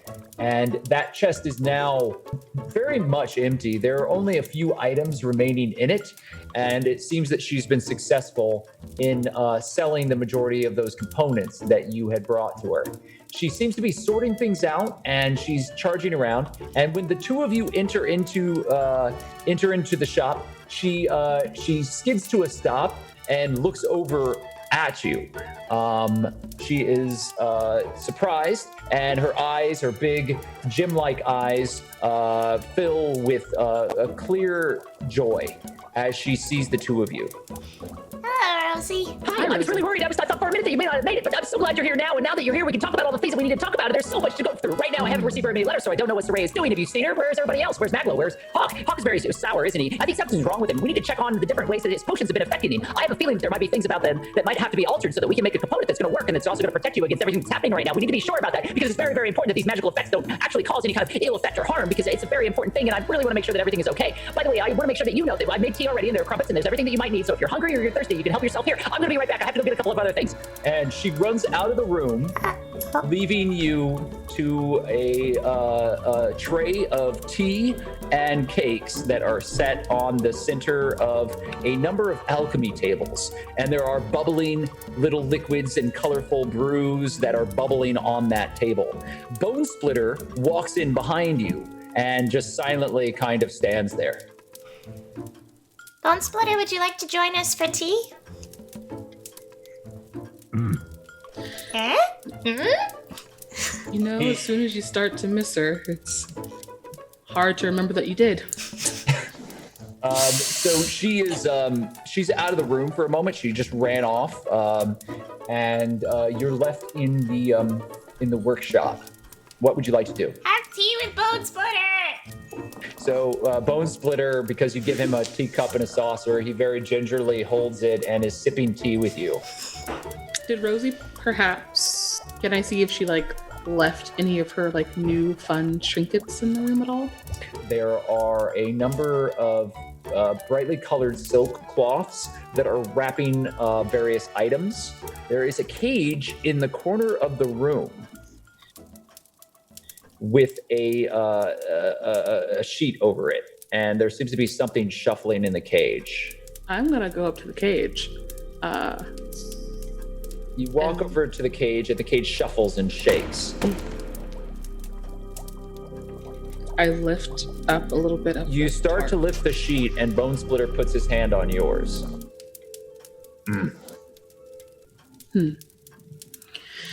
All right, let's have some tea then, right, Bone Splitter? And he gives you a tiny saucer with a cup. Thank you, Bone Splitter. I truly appreciate it. And you enjoy cakes and tea while Rosie runs through the room a few times. She is on a real tear right now, and you're not able to catch her attention as she is mixing vials and running back and forth between the various rooms of the shop, climbing up ladders into store chambers and digging through things. She seems especially frantic today, but it seems that there's something that has set her off. All of you, the two of you can make insight checks. Yeah. Well, bam! 19. Yeah, both of you did very well. You both think that there's an undercurrent of fear. Rosie, can I, while she's going back and forth, can I get in front of her to stop her movement real quick?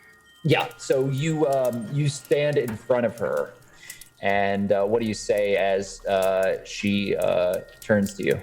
I gingerly take her shoulders. Rosie, is something going on?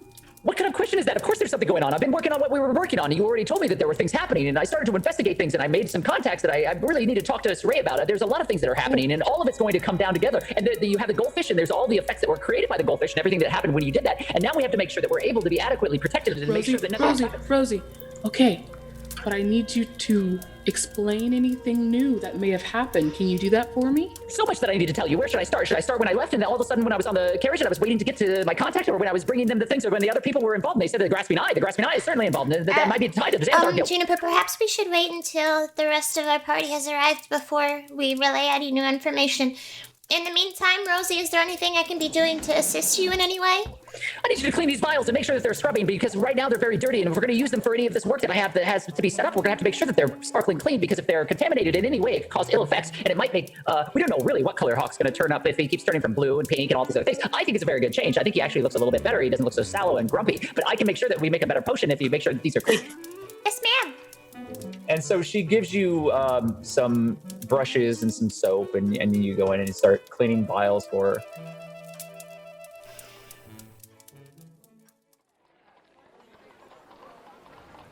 her. Meanwhile, in the streets, the rain is still covering you in a perpetual stream of dampness, but it has relinquished somewhat to a very, very soft sprinkle.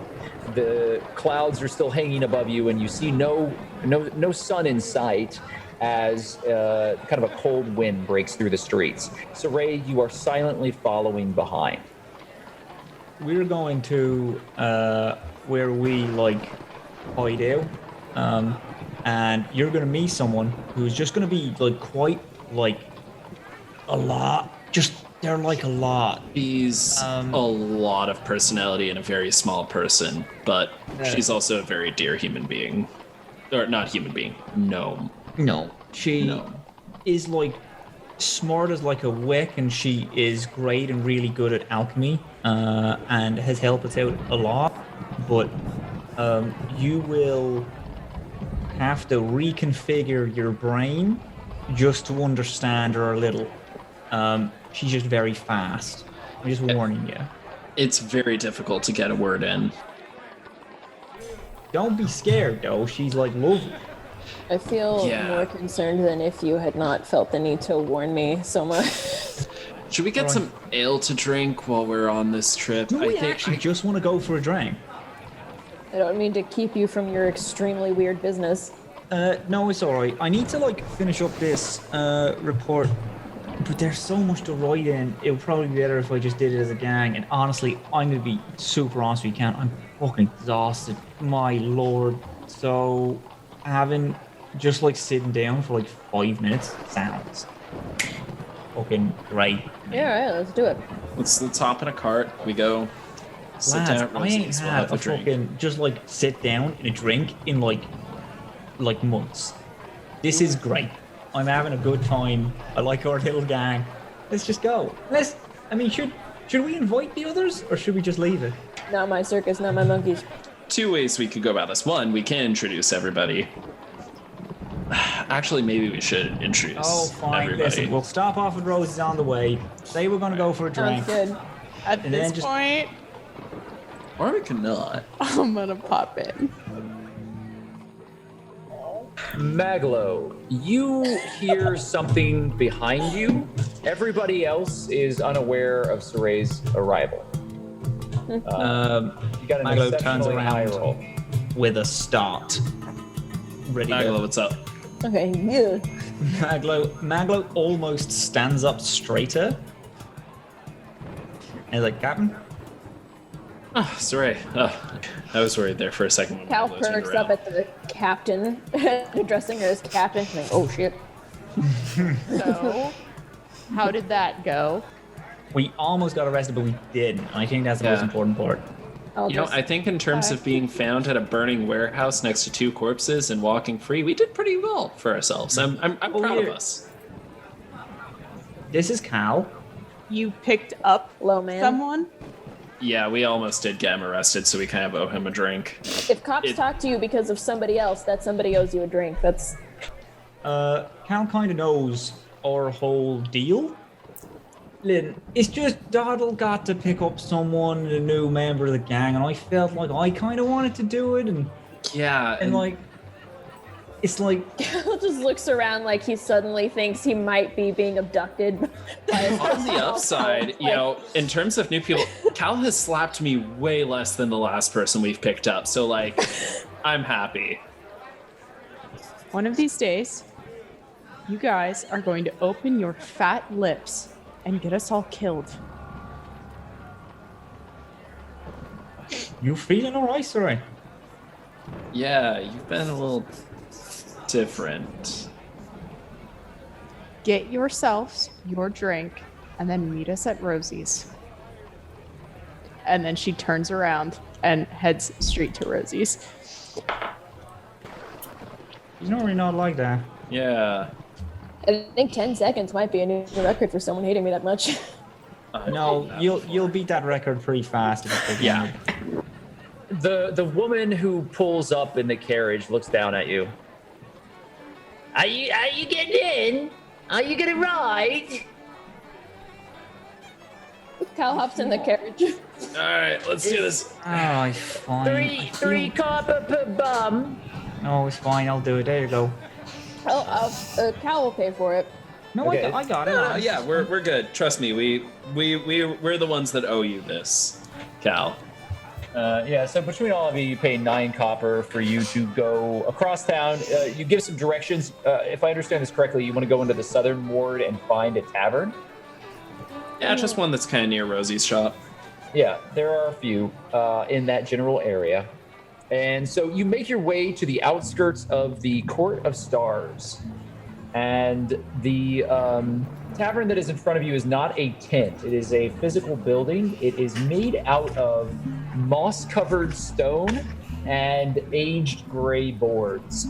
The shingles on the building have been painted a very bright green, and it's called the Raucous Rambler. And there is a jester painted on the tavern sign, and the tavern is tumbling off of a wall. And in the front, you see a few people that are seated on exterior benches underneath the awning, kind of drinking heavily and carousing. There is a fiddle player who is playing music, and there's a warm, welcoming fire coming from the inside of the open air areas of the tavern that lead into a very lively and busy tavern. Oh, Cal looks up at the jester. Sign's like, yeah, this looks like your vibe. Let's go. I look at MacLeod, I'm like, wait, which one do you think he was talking about? You're the colorful one. No, you're the colorful one. Yeah, but you're the fucking loser. And then MacLeod walks into the... I'm gonna pray on that. I walk in following him.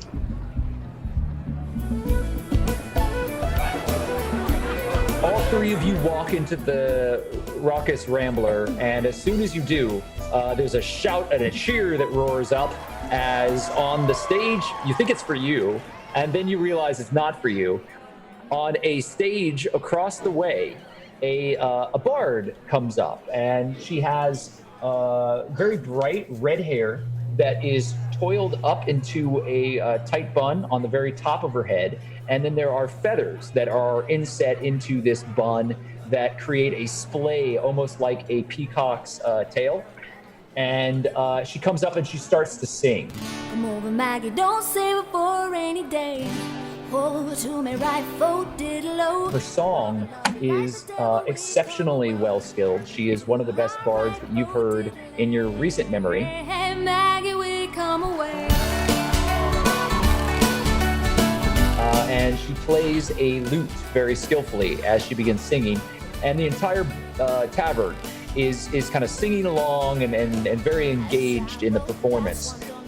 And you make your way to a table kind of in the back, and you're able to get a seat close to the fire, but still with a view of this bard as the music fills the air.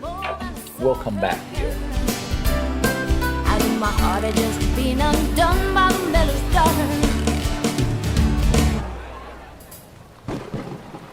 So Ray, after confronting your allies, you made your way down the streets and back into the Court of Stars. You find your way to Rosie's shop.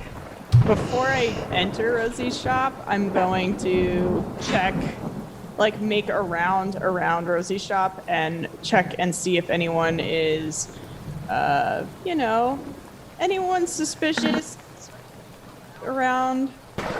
You do so, and as you make your round, you find MacLeod the horse and the cart tethered in the back.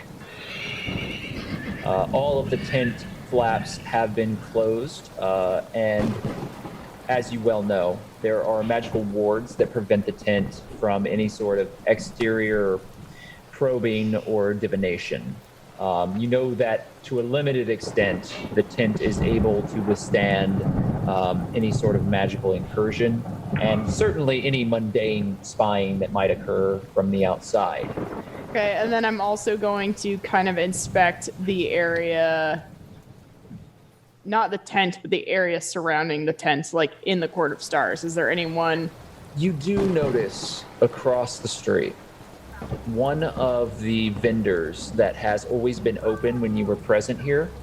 It was a florist, and they have had various exotic plants and flowers that they would sell, herbs and other fresh growth from throughout all of the Waterdeep area.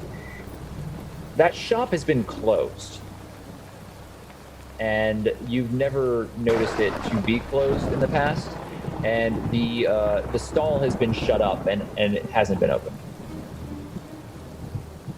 But other than that, everything seems to be as it initially is. Does it look like that the owner isn't there anymore, like it's abandoned, or that someone else has bought it and is putting new stuff in there? It is currently it looks like the owner isn't there and it has been shuttered, so it's locked up. But the store is still there, it's still. The store is still there. It's still a flower shop, but the The openings on the window where they would vin the flowers have all been closed and are locked up. And all you're seeing now are the brightly colored painted boards of the underside of the table that is used to offer these wares. I'm gonna enter in to Rosie's shop once I feel that that's suspicious, but it doesn't seem to be. I'll inspect it later, and I'll. No one is actively watching you that you can tell. You step into the brightly colored pastel tent, and you are bathed in the rainbow lights of all of the magical vials and spells that cause the open air of Rosie's shop to illuminate with magical properties. The brilliant color spray of light and color gyrates and moves about the room very quickly. All of the glass bottles begin to pulse and glow. And as you step into the tent, there is the tinkling sound of a bell that emanates all around as you break the magical ward entering into the tent. Well, yes, Bone Splitter, it is seen as polite to pour tea for others. However, where I come from, it's typically a tradition that the youngest at the table serves tea to the eldest, and then after that doesn't really... Hi, Soraya. How was everything? Is everyone okay? They're fine. They're on their way back now. They seem to have picked up a new friend. That's wonderful. A new friend? Who's the new friend? I have no clue. Some kid. Great, how are you doing? It's great to see you, best friend. I'm so glad that you're here. Please come over here. You gotta sit back down. Oh, you look a little tired. Please take a seat. I have a chair here right for you, and I've been waiting for you. I wanted to talk to you about the letters that you have been writing because it's been a little while, and we did have an arrangement. That arrangement was that you were gonna write me 3 letters, not 1, not 2, but 3 letters, and that you were gonna give them to me one day, then the second day, and then the third day, and you were gonna offer them up, and you were gonna tell me about how bright my eyes are, and how pretty my hair is, and about how great of an alchemist I am, and how much you really like spending time with me, and how we're best friends, and we're always gonna be spending time together. So have a seat right here and drink some tea, and then let's eat some cakes, and let's talk about what you've been doing. And are you okay? Because you seem a little down, and I'm not sure if this is normal, but I think that there might be something wrong with you. I'm gonna mix up a potion and see if I can fix it. Thank you, Rosie. Rosie, I see you every day. I don't need to write you a letter every day if I see you every day. She has thrust a teacup into your hand and a plate with these really sugary cakes on them. And they're like 50% icing, 50% cake. And she presses them into your hand, and she refuses to let you get a word in edgewise as she continues to kind of regale you with everything that she's been doing. You find out that she sold most of the magical components that you brought to her, and that she's made some decent progress with that. She also tells everybody present that she is concerned and that she's been working on trying to find a way to ensure that Dottle specifically is protected from her magical potions, which she is not entirely sure is guarding Dottle against divination magics that might be tracking her, given what has happened since the goldfish was discovered. So you don't think any of your magic spells or any of your potions are working? Look, I'm the best that there ever was or ever will be. I'm the best alchemist that you're going to find in this town. And I can tell you right now that if there is anybody who can make a potion that's going to work against this, I would be the one to do it. And right now, I'm not sure that it's actually working, because what happens with Dottle is very, a very strange, peculiar situation. I don't even know why, but it's as if the magic isn't even working. So I could like throw it into the ocean. It might be more effective than giving it to Dottle. But right now, Hawk is definitely being affected. So I know that the potions are being especially vigorous in their works. And right now, I'm just not sure. Maybe it's a bad humor, or maybe it's something that's not working correctly with her spirit. May I speak up? So you have to just jump in with, as you know, with Rosie. She doesn't. I'm not sure if Dottle would. She'd just be like, yeah, I don't think she could interrupt somebody. Yes, Dottle. Oh, thank you. Well, my current theory is that I've been transformed. By who and why, I'm not entirely sure.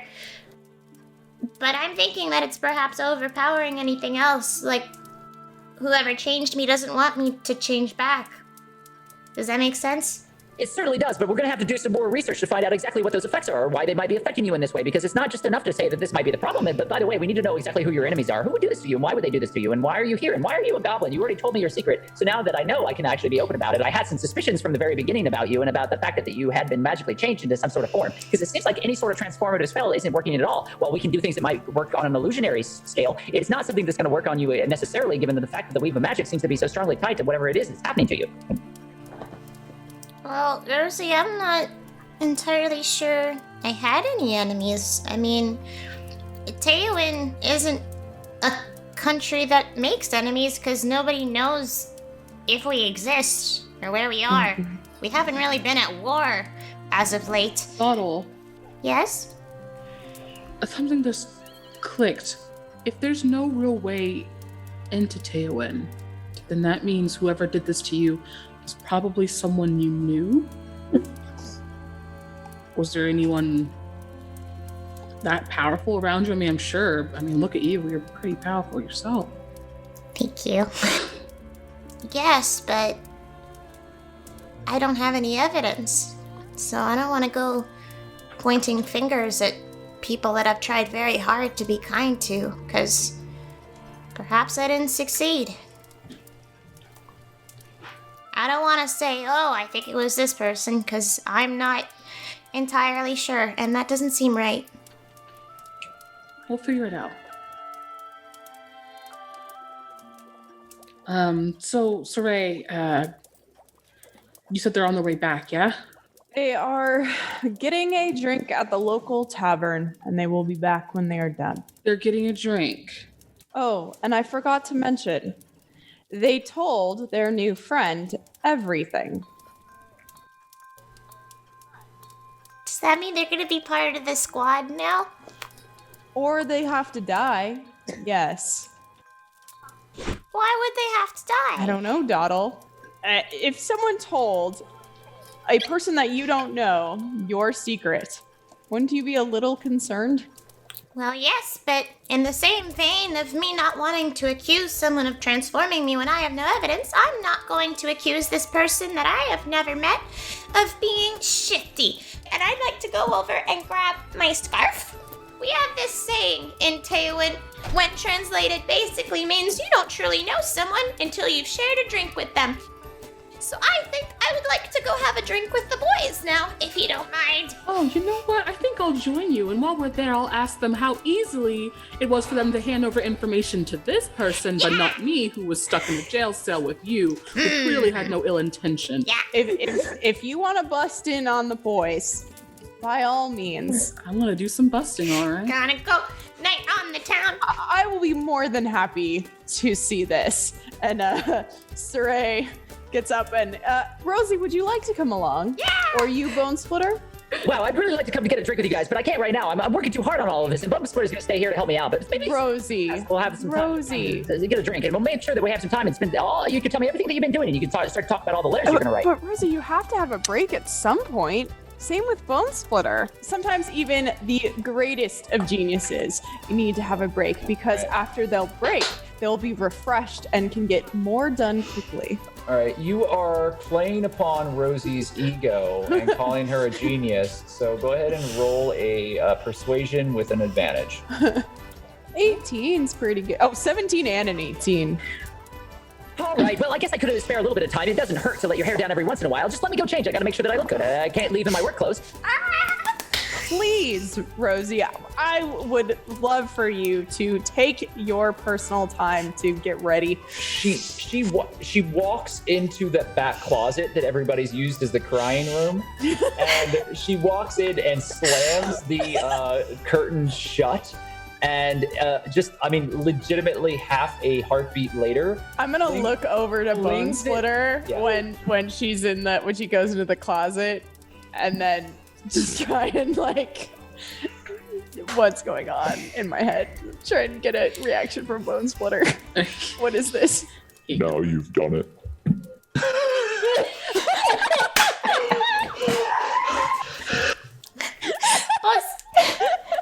Holy cow, it talks. Rosie, this is a little bit of a big request, but this kind of feels like a special occasion, and I haven't really been out, just to have fun in a very long time. I haven't been out in general in a very long time. I just wanted to ask, I know that the actual transforming potions aren't working on me, but do you have any, illusionary ones that can maybe make me look a little different and maybe bigger? So in the split, legitimately, you really just turned to Bone Splitter and said that. It took half a second for her to step in, close the curtains, and open it. 1 second, guys. Oh, yeah. Sorry, I'm signing a card. 2, please.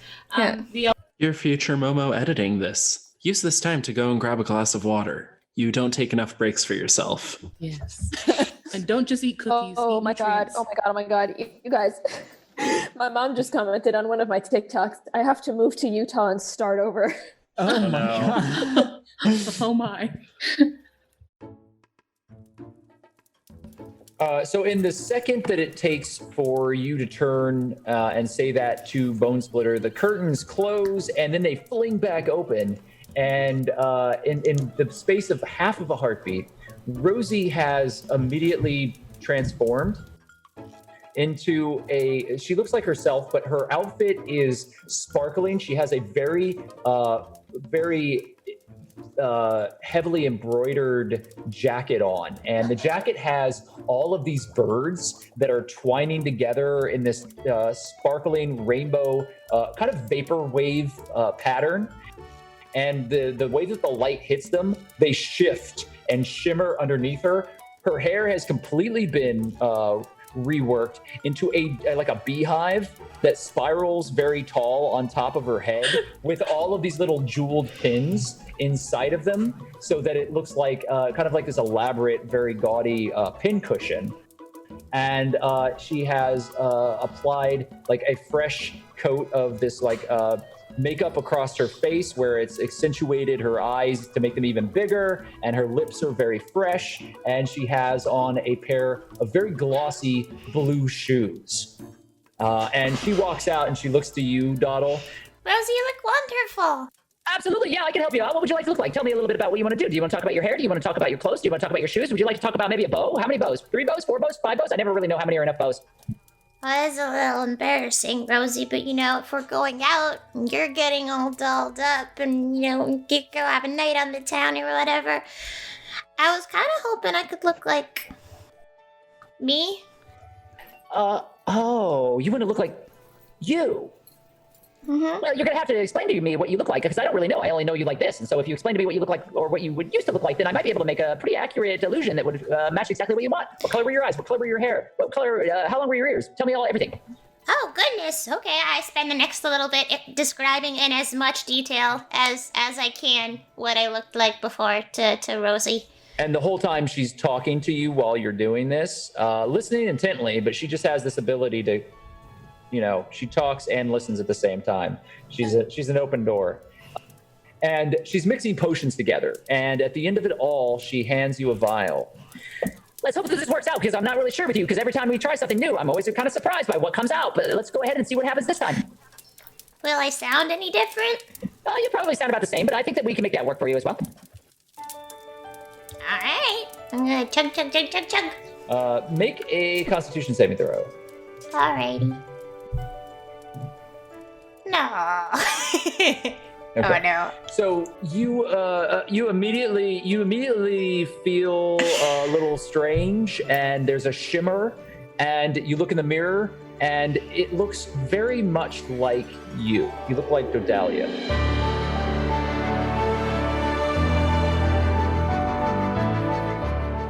Describe Dodalia, but make it pick a few points that are wrong. She has long black hair, but it's not quite as long. I don't think I conveyed to Rosie just how long it actually is. She looks like Dodalia's stunt double. So, not quite Dodalia. All the features are right, but the face isn't quite right, because you can't really describe, where a jawbone sits and stuff. To you, it's like looking at a distant cousin, but it's as close as you've been for a while. What is she wearing? I probably picture she would have asked for a nice light purple dress or something.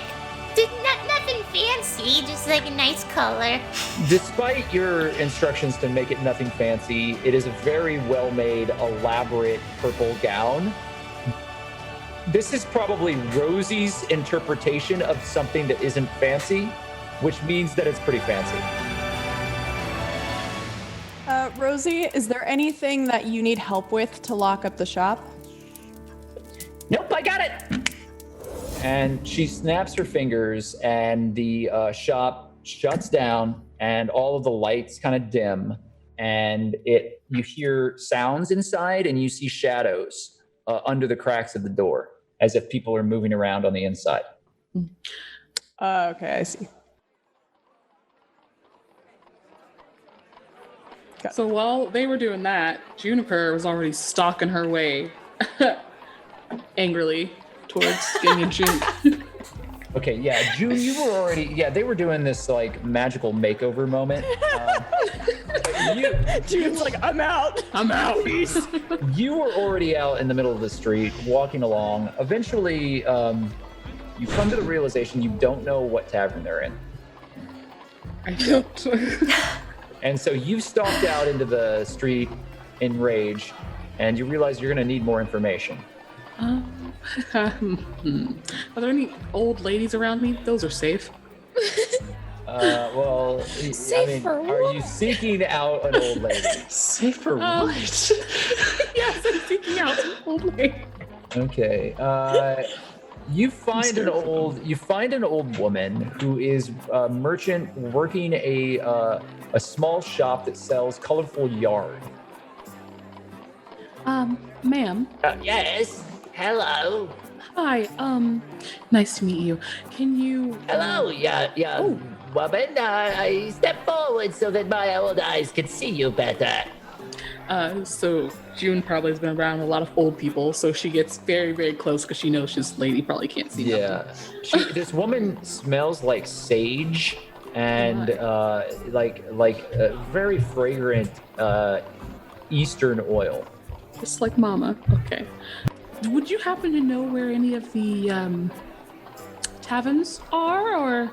She has like 2 teeth in her entire head, and she kind of gums for a minute, and then she looks around. A woman of your reputation shouldn't be found in any of the taverns in the Court of Stars. A lady like yourself was most likely looking for something in the northern sections of Waterdeep. Well, miss, I am trying to, ma'am, I should say. I haven't been a miss in about 60 years. You're so kind. And she pats your hand. No, you're so young and gorgeous. I'm trying to find some people who also do not belong in these taverns. So if you could please point me in the direction.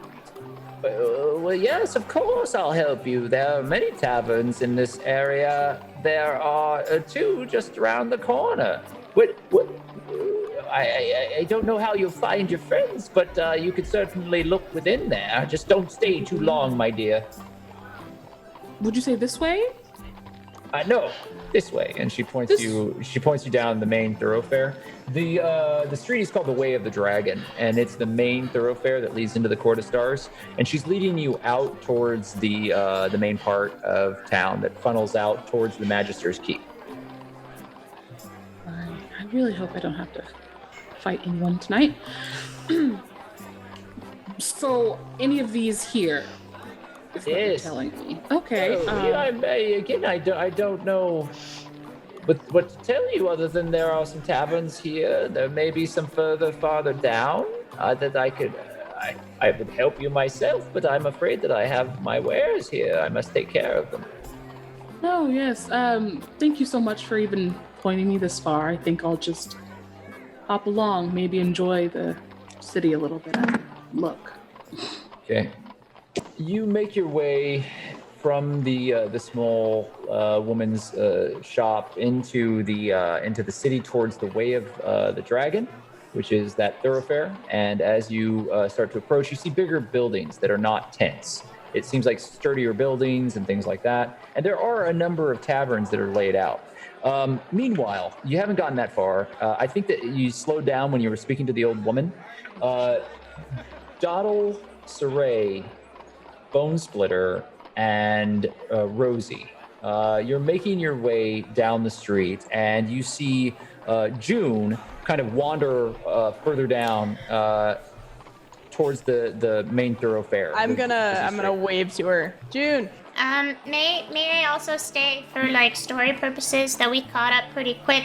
Cause you know that scene in Tangled where Rapunzel shows up to the Lantern Festival and she's like, and then they braid her hair and she's dancing and stuff. That's what Donald's doing now that she looks a little bit like herself. Like she's running up to the stalls and being like, how long have you been in business? Are you doing okay for yourself? And like running up to somebody else and being like, I love your dress. Where did you get it? Like, Never seen Tangled, but I keep giving Knox shit for that because I was like, Tangled is probably the one Disney movie that you would really, really, really enjoy. I love it. But yeah, she's very excited. You're running from stall to stall talking to people, and they're very kind. Some people are a little grumpy, but they ask if you're going to buy anything, and you make your way around. Can I buy? Is there any flower crowns? Can I buy a flower crown in D&D? Can I live my best life in D&D, Docs? You do find a vendor that is selling dried flower crowns along with other herbs, and it's an old woman that June was actually walking away from. Icon. So yeah, so this old woman sells you a flower crown, and she gives it to you, and as she does, she says, "It's so rare that any young woman so pretty comes into my tent. I couldn't possibly take your coin. You take this and wear it, and you tell all those young men that are going to fawn after you that you are a virtuous young woman and keep them far away." Oh my. Thank you, miss. I will be a wonderful PR department for your business. And she just kind of smiles, her gums shining as you skip away. And meanwhile, though, while you're getting a flower crown, Saray, you were trying to hail June. Rosie's talking a mile a minute, and not particularly anyone, just kind of talking, as she and Bone Splitter walk behind you. What is she talking about? She's talking about all the differences in alchemical components, where color changes the properties of a magical potion. Huh.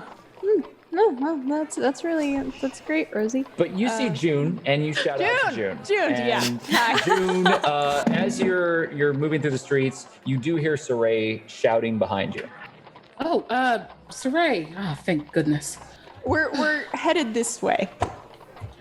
Okay, yeah, lead the way so we can Trust in on these boys. Yeah. Oh, I just realized what Rosie meant by we could probably do something for that is she probably had a potion that could also change my voice. Could we say that I took one of those? You did not, though. I didn't realize what she meant by that. No, it's okay. So you're fighting with your voice right now, and you can ask Rosie at the bar. Maybe she can make a drink for you.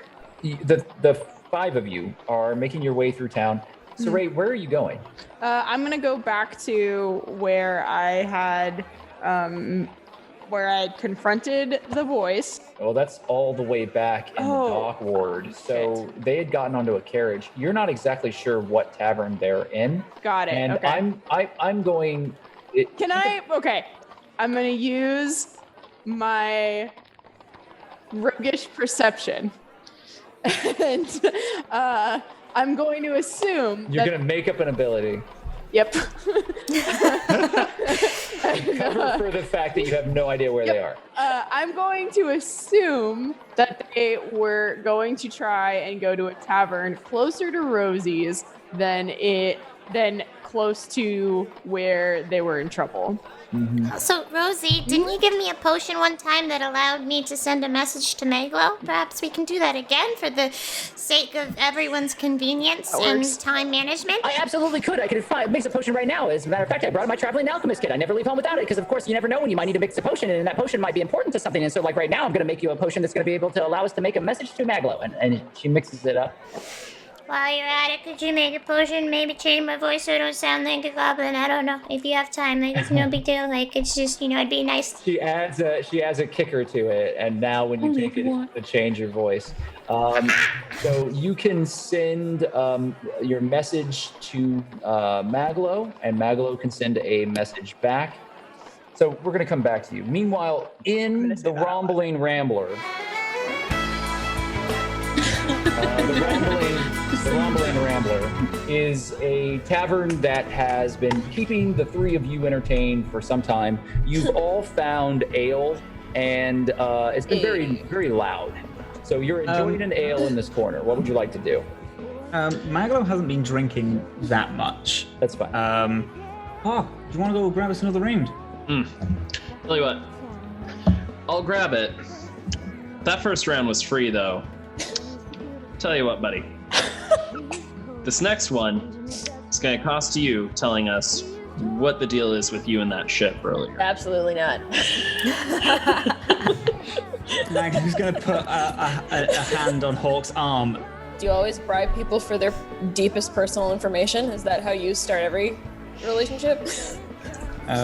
MacLeod's going to grab all the official documentation and put it down, then move it to the side, and then pull out a small notebook and open it. Right, okay, Cal. So basically, I'm glad you're able to join us. What's your deal with the Siren's Call? It seemed a bit like you were super scared when you looked at it, but also you're super easy to trust random people, and it looks like you don't really have anywhere else to go. That's kind of true. I mean, just say I'm not exactly I want to keep on the down low, you know. Yeah, boy. By the way, I understand that this question, all this questioning is probably going to scare you off, but I will warn you that if you run away, Saray, who's the person who you saw before, she's really good at tracking people. So running away ain't going to really deal with you. And if you do run, you do know all of our secrets, so she is going to track you down and bring you back to us. So I just want you to know that. Unnecessary warnings and threats. I don't think that one was unnecessary, bud. Unless you were. Until right this second. Listen, the fact of the matter is we have some really scary people kind of chasing after us, so we've had to cover our asses quite a bit. In fact, they're probably going to be really pissed off that we told you anything at all. That's why they'd probably hunt you down. But what I'm interested in is, what do you know about the Siren's Call? Inside, we found a whole bunch of stuff, which is like dangerous things in the back of the captain's office. But when you looked at it before, you went white as a fucking sheet. Honestly, the fact that you're just walking up to random strangers and trying to just talk to them in any way, like, is just, it really doesn't sit well with me. So I'm not going to take the fact that you don't... you call that trying to talk to you? I stumbled upon two of the strangest, most out-of-place looking people I've seen in this town in a while, standing over two dead bodies with ruins of buildings in close proximity. MacLeod, I'm sorry, but I'm going to have to take his side on this. If anything, he has way more reason to be suspicious of us. You drew your swords on me in that situation. Oh, no, I ain't saying we ain't suspicious. I'm just trying to get a general good picture as to why you're here and what you know about the Siren's Call, because we're supposed to be doing an official investigation. Right, From what we could tell, the Siren's Call is owned by a gang called the Zentarim. Is it? I haven't seen that ship in a long time. It used to carry something very important to me, but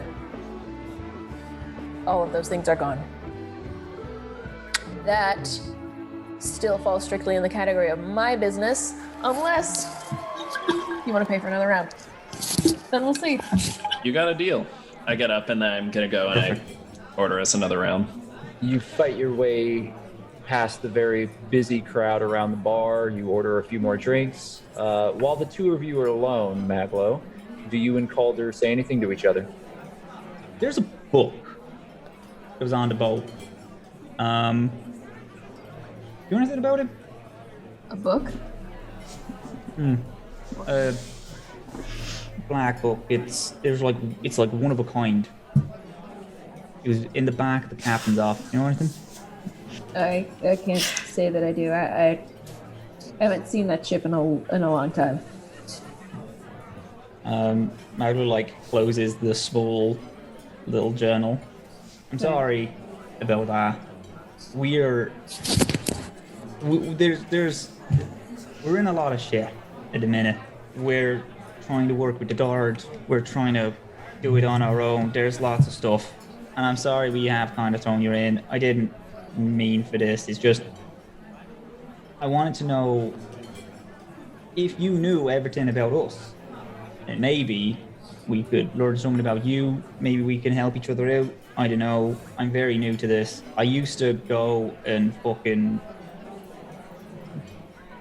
find stuff on the sea. I'm very new to being like a fucking underground criminal.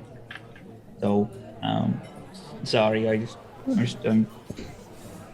kind of grasping at straws for any answers. When he says new to being an underground criminal, Cal just kind of looks at him like, oh boy. like kind of like almost like a sweet summer child look, but from like a shitty teenager. When MacLeod said that, would that be about the time? You come back with your drinks. Trust me, I'm also new to this. Until a couple months ago, I used to be a paladin. Technically, I still am. Cal looks like grotesquely surprised. No, don't worry, Cal, but it's surprising to me every fucking day. Wait, are we at the part where we're sharing our lives before this? Then pass me a drink and find out. All right, well, I pass him one. There's a lot that I don't remember, but I used to be... knocks it back like water. I try to do the same, but I'm clearly not used to drinking as often as possible, and I kind of spurred back up a little bit. You know the scene in Sweeney Todd where the little boy just drinks vodka like it's nothing? That is Cal. MacLeod, you are sitting there, everyone's talking. You said that you had pulled out all the paperwork that you had taken from the Siren's Call and had it spread out on the table in front of you. Yeah, and some like official like documentation that he pushed to the side just to be like, this is for my personal use. No, this is going on the record, in like a metaphorical sense. But yes, there's a lot of like official documentation. Yeah, the majority of what you've taken are maps and ship logs. However, the thing that you are most surprised by is a recent manifest of the ship's cargo. The same cargo that was originally robbed, that was investigated by Inquisitor Sternward. And the manifest details not only everything in the hull of the ship, but also where it came from. You discover that it is being referred to as the Dragon Horde of Malderastrix, Blight of the Northern Waste. And this Dragon Horde had been a very important shipment that had been traveling from various different ports. For whatever reason, the rest of the documentation becomes very intentionally vague about where it's going or why. But it was carrying, effectively, a small fortune in treasure and magical items. In addition, there were a large number of magical creatures that had been gathered, including, as you find on that manifest, a very ill-tempered manticore. The only notification of who this shipment would have been going to is blank. There doesn't seem to be any indication as to where it was going. But from where it was coming from, you discover that individuals who are highly tied to the various organizations of the North in Neverwinter. Not directly tied to the government, but tied to the mercantile forces that travel around those general areas. In all of this manifest, there is notification. There are kind of fresh writings, and it seems to be from the captain of the Siren's Call. It is a passage that speaks of a strange cleric that was brought on board. And this is what it says.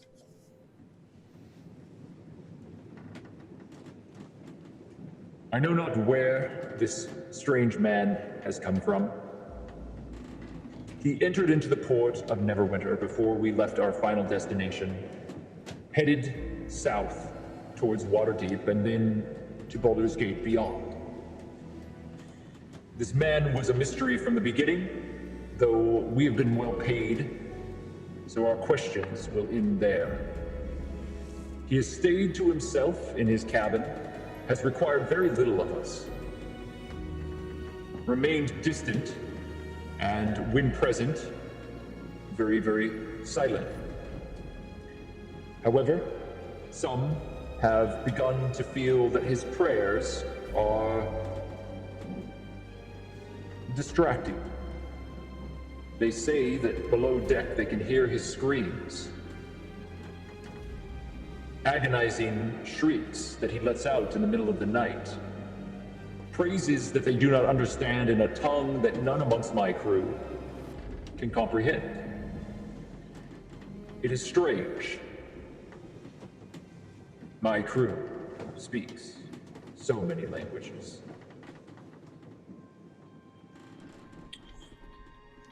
And then the dates are all marked, and it goes further down. You again is just talking about weather currents and about adjusting the direction of the ship and making all of the various degrees to edge themselves closer and safely to the port of Waterdeep. Apparently, there were a massive number of storms that they were trying to avoid, which makes sense because Waterdeep seems to be beset with storms these days. The other notable entry that you find speaks about the cleric's disappearance. The white-robed cleric has gone missing. It is without warning. The chambers that he was assigned to have been left as if he were never there. The floors have been scrubbed, and every sign of his presence has been removed. None of his personal effects are here, and in fact, fearing the worst, we made an immediate inventory of our cargo. My fear found purchase in the disappearance of a specific piece of cargo. Everything in the Dragon's Hoard has remained untouched. However, the notes from the wizard on that expedition and all of the maps in the inventory regarding its retrieval have gone missing. I do not look forward to explaining this to our investor.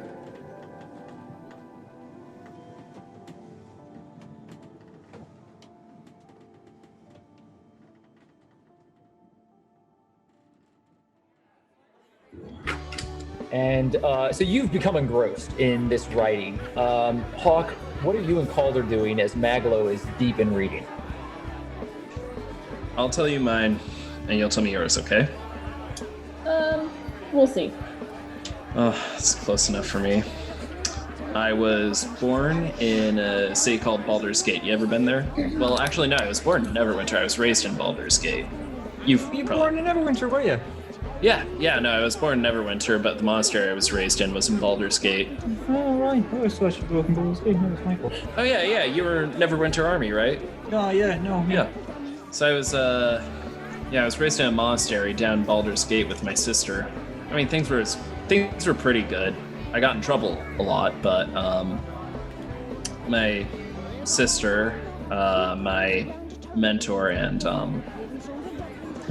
my friend and I, after a while, we found ourselves in a place called the Underdark. I'm the only one that made it out. Ever since then, I've been a servant of the Raven Queen. Wow. How's that? Doddle, send your message. How many words do I get? And Rosie did put a voice modulator in the post as well, right? You are able to speak in your, in an elven voice. It's not your elven voice, really. It's close. So you have an elven voice that you're speaking in, as opposed to a goblin voice. And you have pretty much a sentence. And this rings out in your mind, MacLeod. This is Donald. Please tell us what tavern you are at. And you hear the kind of gravelly goblin voice slowly melt into a melodious elven voice that lilts and has soft tones. We're at Raucous Rambler. I'll remind you, you don't know how many words you have, so. Question the boy, he doesn't know much. It just stops, yeah. He doesn't know. He doesn't know much. So you did get out of that. You got Raucous Rambler. I was gonna hit Hawk and be like, I just got a message from Dawdle. They're coming, I imagine. Well, they were just wanting to know what tavern we were at, but I just needed they're coming on their way. Cal looks around like, I got a message from where? How? No, fine. It's in the brain. We have a wizard come with us. That means we've got a couple minutes before a bunch of people are going to come here. One's going to be very excited to see you. One is definitely going to be angry. One is questionable. You're fine. Hawk and I are going to get an earful, but you should meet the. We have a goblin come with us. They're real nice and talking. All right. What I'm saying is, if you got anything you want to say to us before they get here, now's probably a good time because it is going to get very socially wild. Well, that's true. Actually, is there anything? If you guys would shut up and let me say it, yes. He has a point. Because fair's fair. You told me your history. I'll tell you one of mine. I was born on that boat. That ship that your friend is dissecting. Was your family like passenger side or crew or? It was theirs. That was their boat. Once. Did they kick you off? Okay, I like to keep these conversations to about 50 words or less, and we are fast approaching that limit. It's fair. So maybe next round. The kid can drink, and he knows how to hold his own. Each of you has, kind of been going at it, but he is pounding them back, and he doesn't seem that affected by it. He's sturdier than he looks. I'll be right back with that next round of drinks. Do you want a drink? Maglo, do you want a drink? No, I'm alright. Do you want a drink, Maglo? Nope. Little drink? Nope. Okay. He goes over and he grabs another round. He gets one for Maglo anyway. Maglo has like 4 untouched drinks in front of him. He's just like refusing to drink. He keeps like giving them to Cal. In front of Cal, I go, I apologize. He doesn't even give them to Cal. When Hawk puts down an empty drink, Maglo just swaps them out. He puts the one next to him. I am so sorry for my friend. He can't hold his liquor anyway. So Cal, does that make it your ship? I guess that depends on what you would consider the prerequisites for ownership. Oh, so what happened? It was requisitioned. I thought it was destroyed. Who by? You know? Yeah, a little bit. Cal's like visibly like uncomfortable and upset now. Just like annoyed. Both of you need to make insight checks at disadvantage since you've been drinking. How'd you do? I'm actually on a different screen right now. Wow. 21 and then a nat 1. That's a 14. Yeah, the kid wants to open up to you, Maglo. You've really broken down his barriers. I mean, I think Maglo is just because, like, I think Maglo's had like 1 drink, but his alcohol is mysteries, and he's solving one. So is fully like it's not even like he's breaking down. Maglo's like, I've broken him down. I'm gonna get more information. So you do that. Hawk, where are you at with this roll? I rolled a 14. You actually do pick up the social cues that the kid has done. You better change the subject, is how you're kind of feeling from it. If you want to, unless you want to, lose sight. So this band, They have a very good good. flautist. Al just starts cracking up at that point. part relief, partly the fact that I'm not sure there is a flautist. It's at about this point, though, that the rest of the party enters into, unless there was something you were going to do before you got here. There is music, and there is a large open air oven in the center of the tavern, and there is bread being baked, and drinks are being served all around, and the band is very popular, and all of the patrons in the bar are very lively. It is very exciting, and it doesn't seem it's a shadier bar, but it's not dangerous in the same way that some of the bars and taverns have been that you have entered into in the Southern Ward. So when you enter in, you're greeted by all of the sound and the smells and the sights of people moving about. A few people kind of take notice of you, Dodalia. They kind of stop as soon as they look at you, and then are completely distracted by the half-giant and the gnome that have entered into the bar as well. Really, it's Bone Splitter that ends up taking all of the eyes in the bar as he works his way through gingerly the crowd of people. Because Bone Splitter is a full orc, correct? No. No, he's only half. Bone Splitter is half orc, half Goliath, which is giant. So he's even worse. Giant He's a big boy. I'm such a fan. Without using this weird mash of different cultural backgrounds, Bone Splitter is effectively an ogre. I wave at the people looking at me. You do, and they all kind of smile and nod, and they look a little nervous. And Bone Splitter only confirms any sort of nerves that they might have. And you make a quick glance around the room, and June in the corner, you see MacLeod and Hawk. And they are sitting with a young man who you watch. There's a pile of empty tankards and small glasses, and he throws back an ale that is full, and it disappears in one drink. I think but Cal immediately sees this ogre and just raises a glass and goes, "Hey!" Because there's a party. May I run right up to Calder? You may. Right, I'd like to say, "Hello, you must be MacLeod and Hawk's new friend. It's such a pleasure to meet you." And I'd like to put my hand out and say, "My friends call me Doddle, so you may if you'd like." When Doll does that, I just immediately go. I knocked over my dice tower when I did that. Calder accepts MacLeod the leans handshake. back and looks up. Well, hello, ma'am. Dodalia? I'm sorry, did I startle you? No. Did you? What? You're so hot. Are you kidding?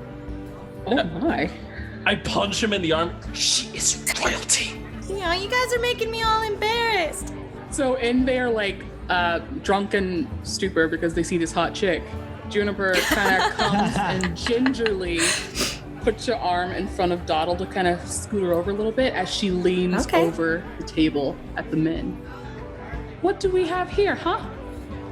Who's this? This is Cal. He's a young man who was born on the Siren's Call, and I think he's connected to the captain some way. Cal. And what exactly have you talked to Cal about? In the middle of all of this chaos, the entire table shifts to one side as Bone Splitter leans on it, as he takes a seat and pushes Hawk over to one side. Hawk doesn't fall, but he just kind of bumps him, and his entire chair kind of skids over as he sits in this chair, the stool, and it creaks very audibly. Climbing up his shoulder and jumping onto the table is Rosie.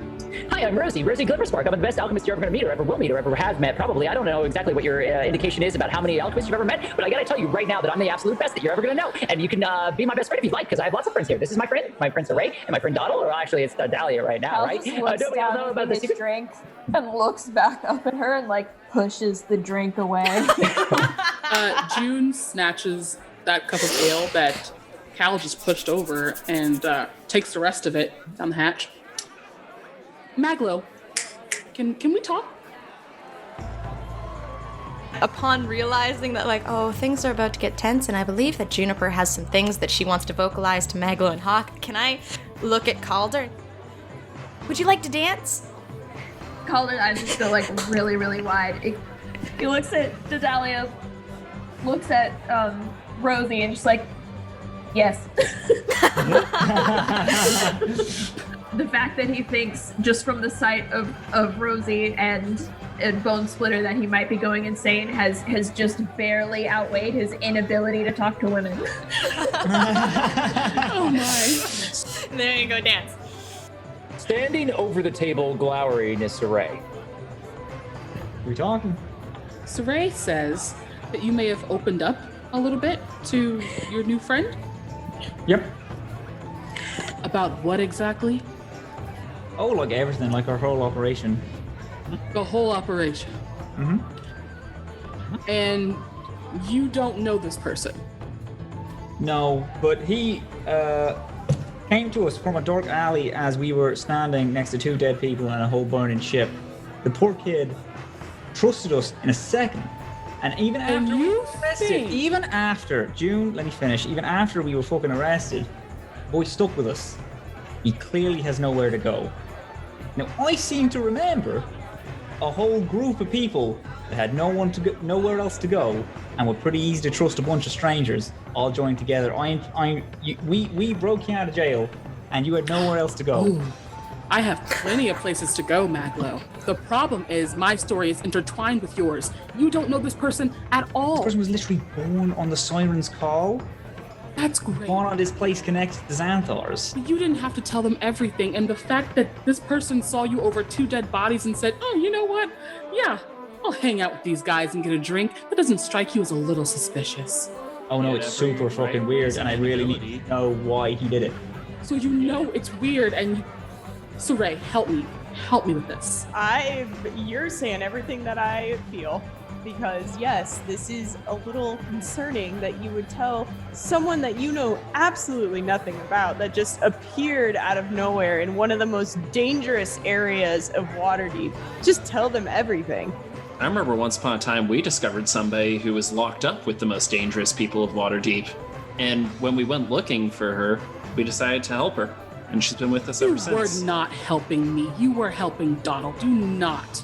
I'm pretty sure, but the first thing I did when I saw you was I fucking healed you. I helped you out. I stood between you and a while I mind am flayer. Defending your friend is different than just picking up a random stranger off the street who has done nothing for you nor anyone you know. It's a lot different, don't you think? Listen, I understand and that how it is do you different. know? How do you know if this kid supposedly is familiar with the ship? How do you know that kid is not lying? I don't. How do you know that kid is trying to spy or get information from you so that kid can report to, I don't know, let's say the Xanathars? Exactly. And I would like to add that I had to be interrogated before even really being even seen as a person in this group by anyone besides Dawdle. So the fact that you're drinking with these people that you know nothing about. We just got this kid drunk and got him to fucking spill half his life story. Did you see how much he drank?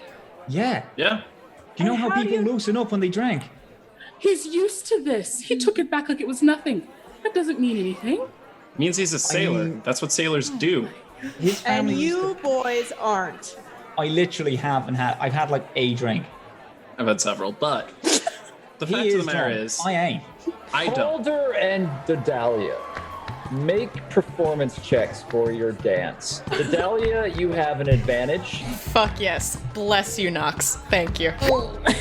Still not great. Ooh, okay. Wait. Not great. No, it's fine though. So you both enter onto the dance floor, and what you quickly realize is that this is an illusion. So your height is wrong. This young man is reaching for your shoulders, and everything's a little off. Calder, you realize that there's something very strange about this elven girl. You're not seeing what's here. You know what illusions are, and you think this might be an illusion. He knows he's not this drunk.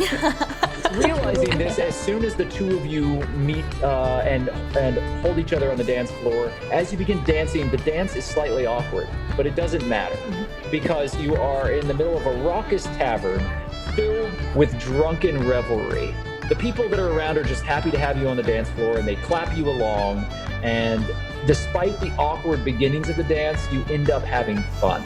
And you're swinging each other back and forth, and for a moment you both forget that you are in the middle of Waterdeep, surrounded by danger, and facing a world of problems that could very easily kill either of you or your companions.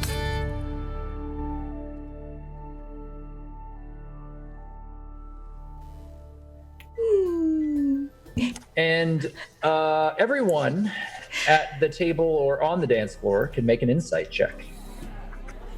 Well, bam. That's good. That's a fucking 24 there, bud. Oh, I see. Am I the worst rogue? Why? You need advantage on everything, Saray. Okay, so yeah, you're upset, Saray, and so you are just focused on the situation. Same for you, June. You are micro-focused on the situation at the table.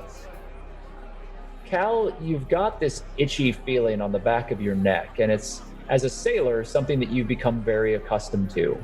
Something that you've understood that you, from time to time when it happens, you have to trust it. You have a bad feeling. Hawk, your eyes kind of wander away from the table, and you start looking over at this young man and Dottle dancing on the dance floor, and your eyes then wander back to the bar.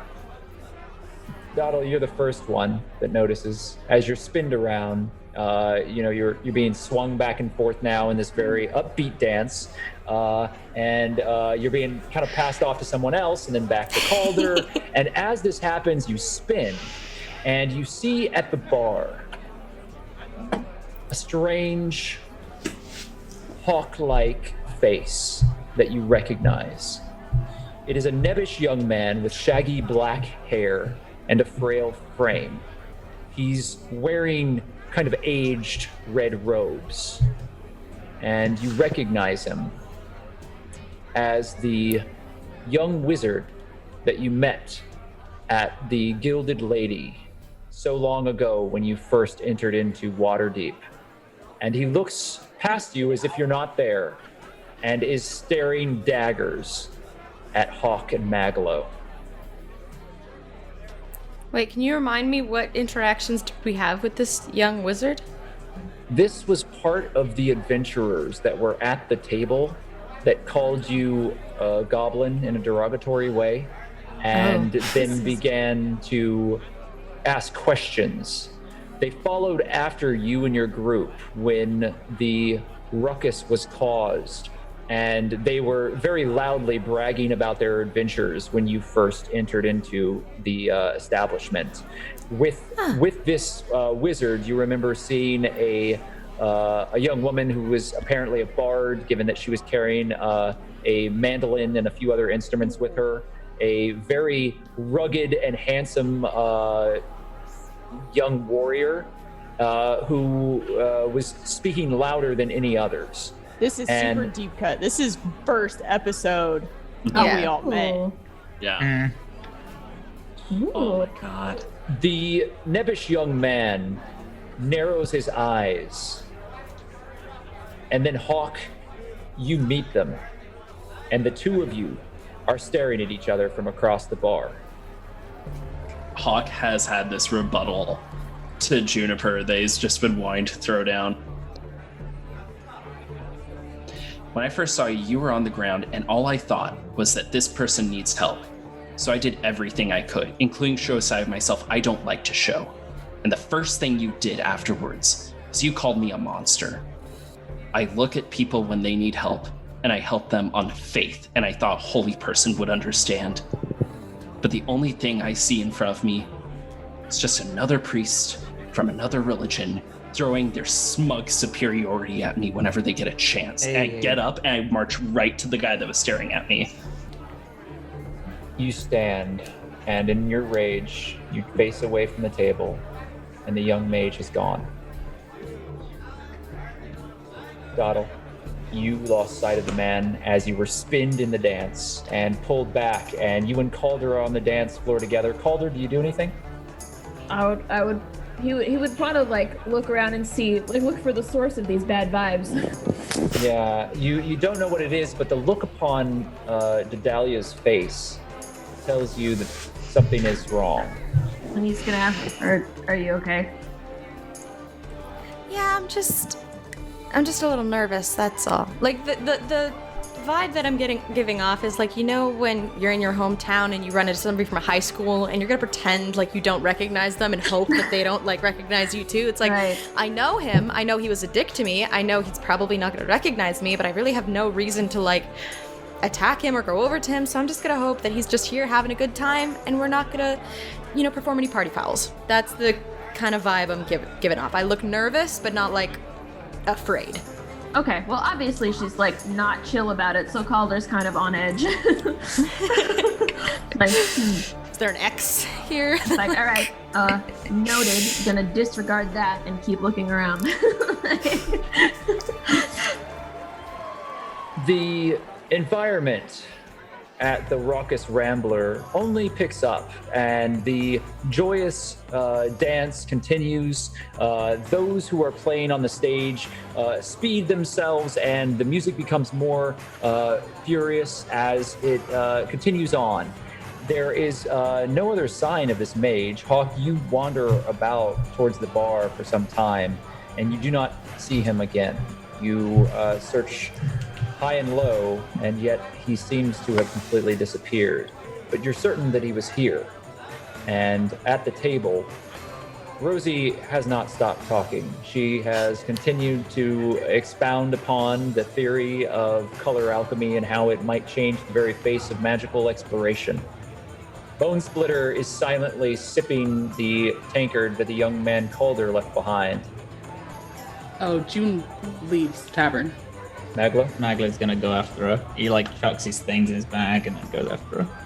Yeah, it's going to take a while for you to gather your papers. Either you it's very messy. Okay. You shove everything into your bag, and it is a huddled mess. You think that some of the papers are probably still on the bar, but you managed to get everything. So Ray, what are you doing?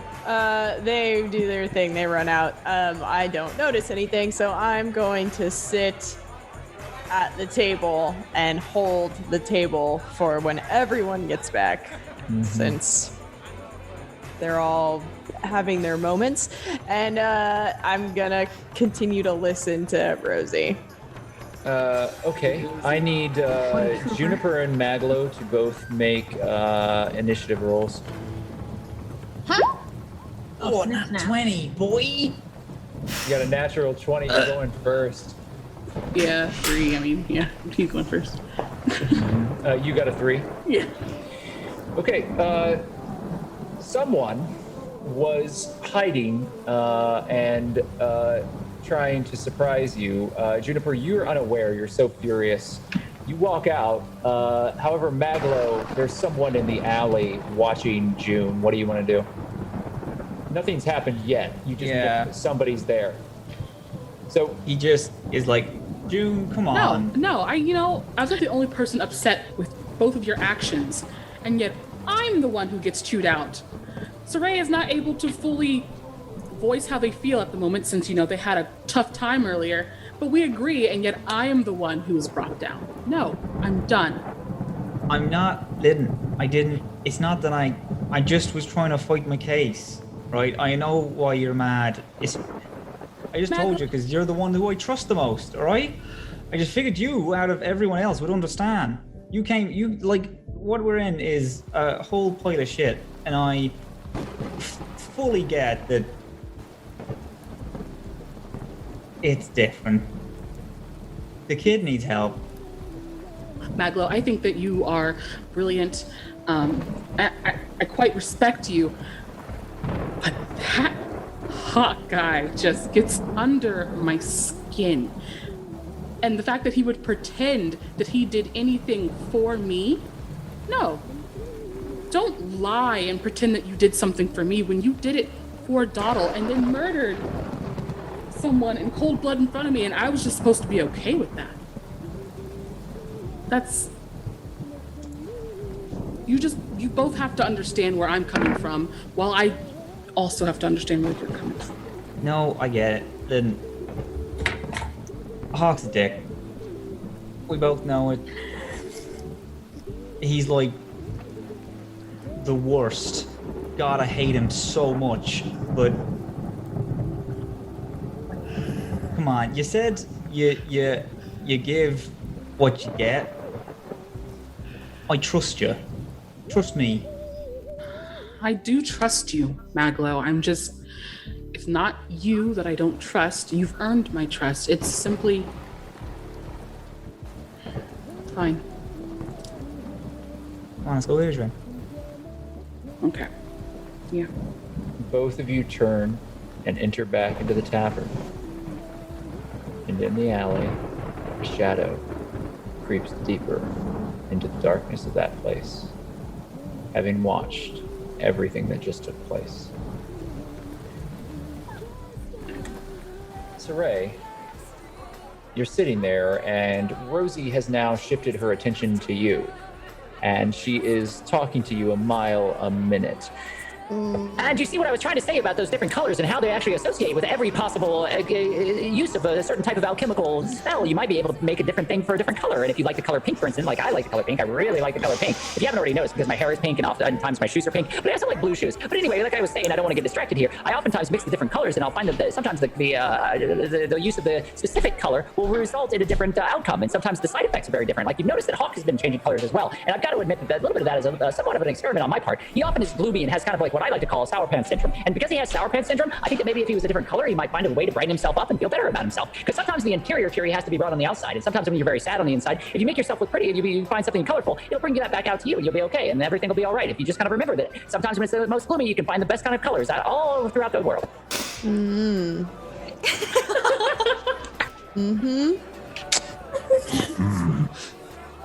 You seem to have come closer to maybe understanding Bone Splitter in this moment. So the three of you are at the table by yourself. Hawk, is there anything else you want to do, Saray, before I go back? I just wanted to, just while Rosie's rambling, I'm just gonna check on everyone, Doddle and Cal dancing, and Hawk down, doing whatever Hawk's doing, and like out, and I presume they're now coming back in, and just make sure no one's doing anything stupid or getting into trouble. You do not see any immediate danger. Great. I'm the best rogue, guys. The best. Hawk, you are on the other side of the bar. You also do not seem to see anything that is particularly dangerous. The young mage seems to have left, having made eyes with you. The contact that you made has perhaps scared him off, but he is no longer within the tavern. Well, I don't like that shit at all. I'm going to... Hawk's very angry, so while Mike thinks, oh, I should ask the bartender about... No, he's just going to go straight up to Dodalia and Cal on the dance floor. Can I try and dance with Hawk as well? Like, can I grab his hands and try and, like, spin him around?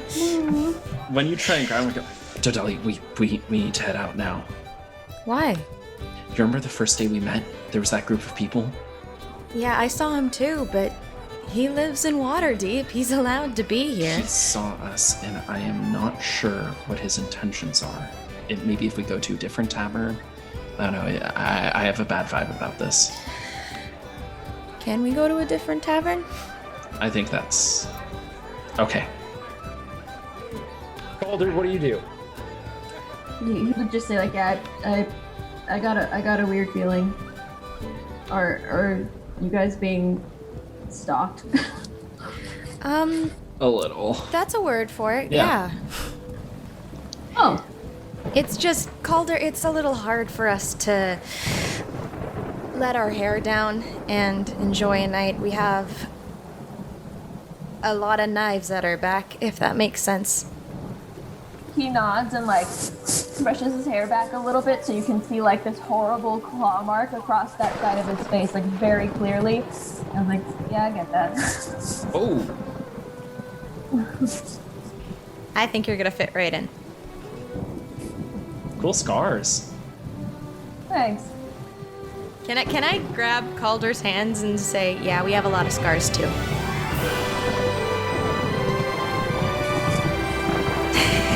Yep.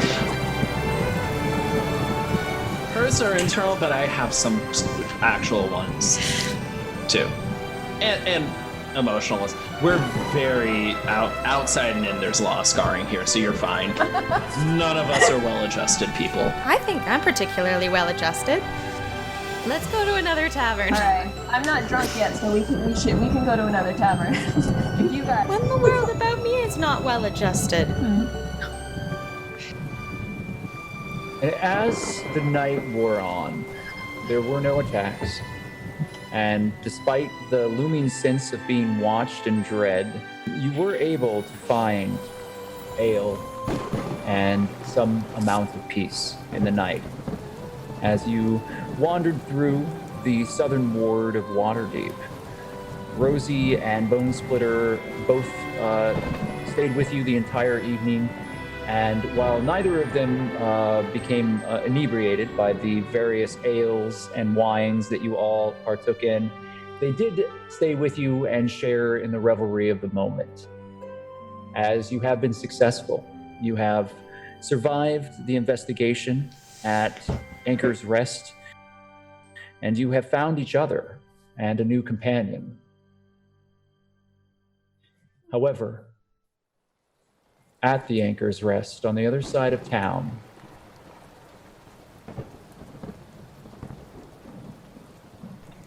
the man in the red coat walked confidently through the smoldering piles of debris in the warehouse.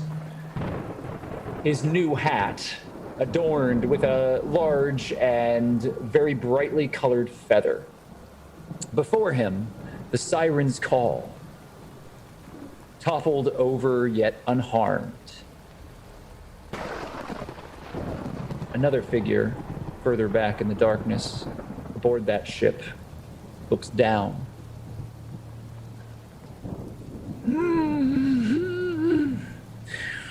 Stern Ward, I find that your association with these new investigators may be problematic. They discovered something that we did not. Stern Ward, looking up at the ship. I do not see how that is possible. They could not begin to fathom the situation that they found themselves in. We underestimated them once. It is clear that they are more clever, perhaps. And after all, they have her with them. Are we sure? Are we sure? It cannot be mistaken. My divinations are true. The goblin was here. And she is trafficking with the young Inquisitor. Interesting. Seems that that young man has more to answer for than we imagined. The shield. Its magics are here as well. And something else. I smell deep reserves of shadow energy. Something very dark was present here. Yes, we're aware of the Raven spawn. No! Not him. Something else.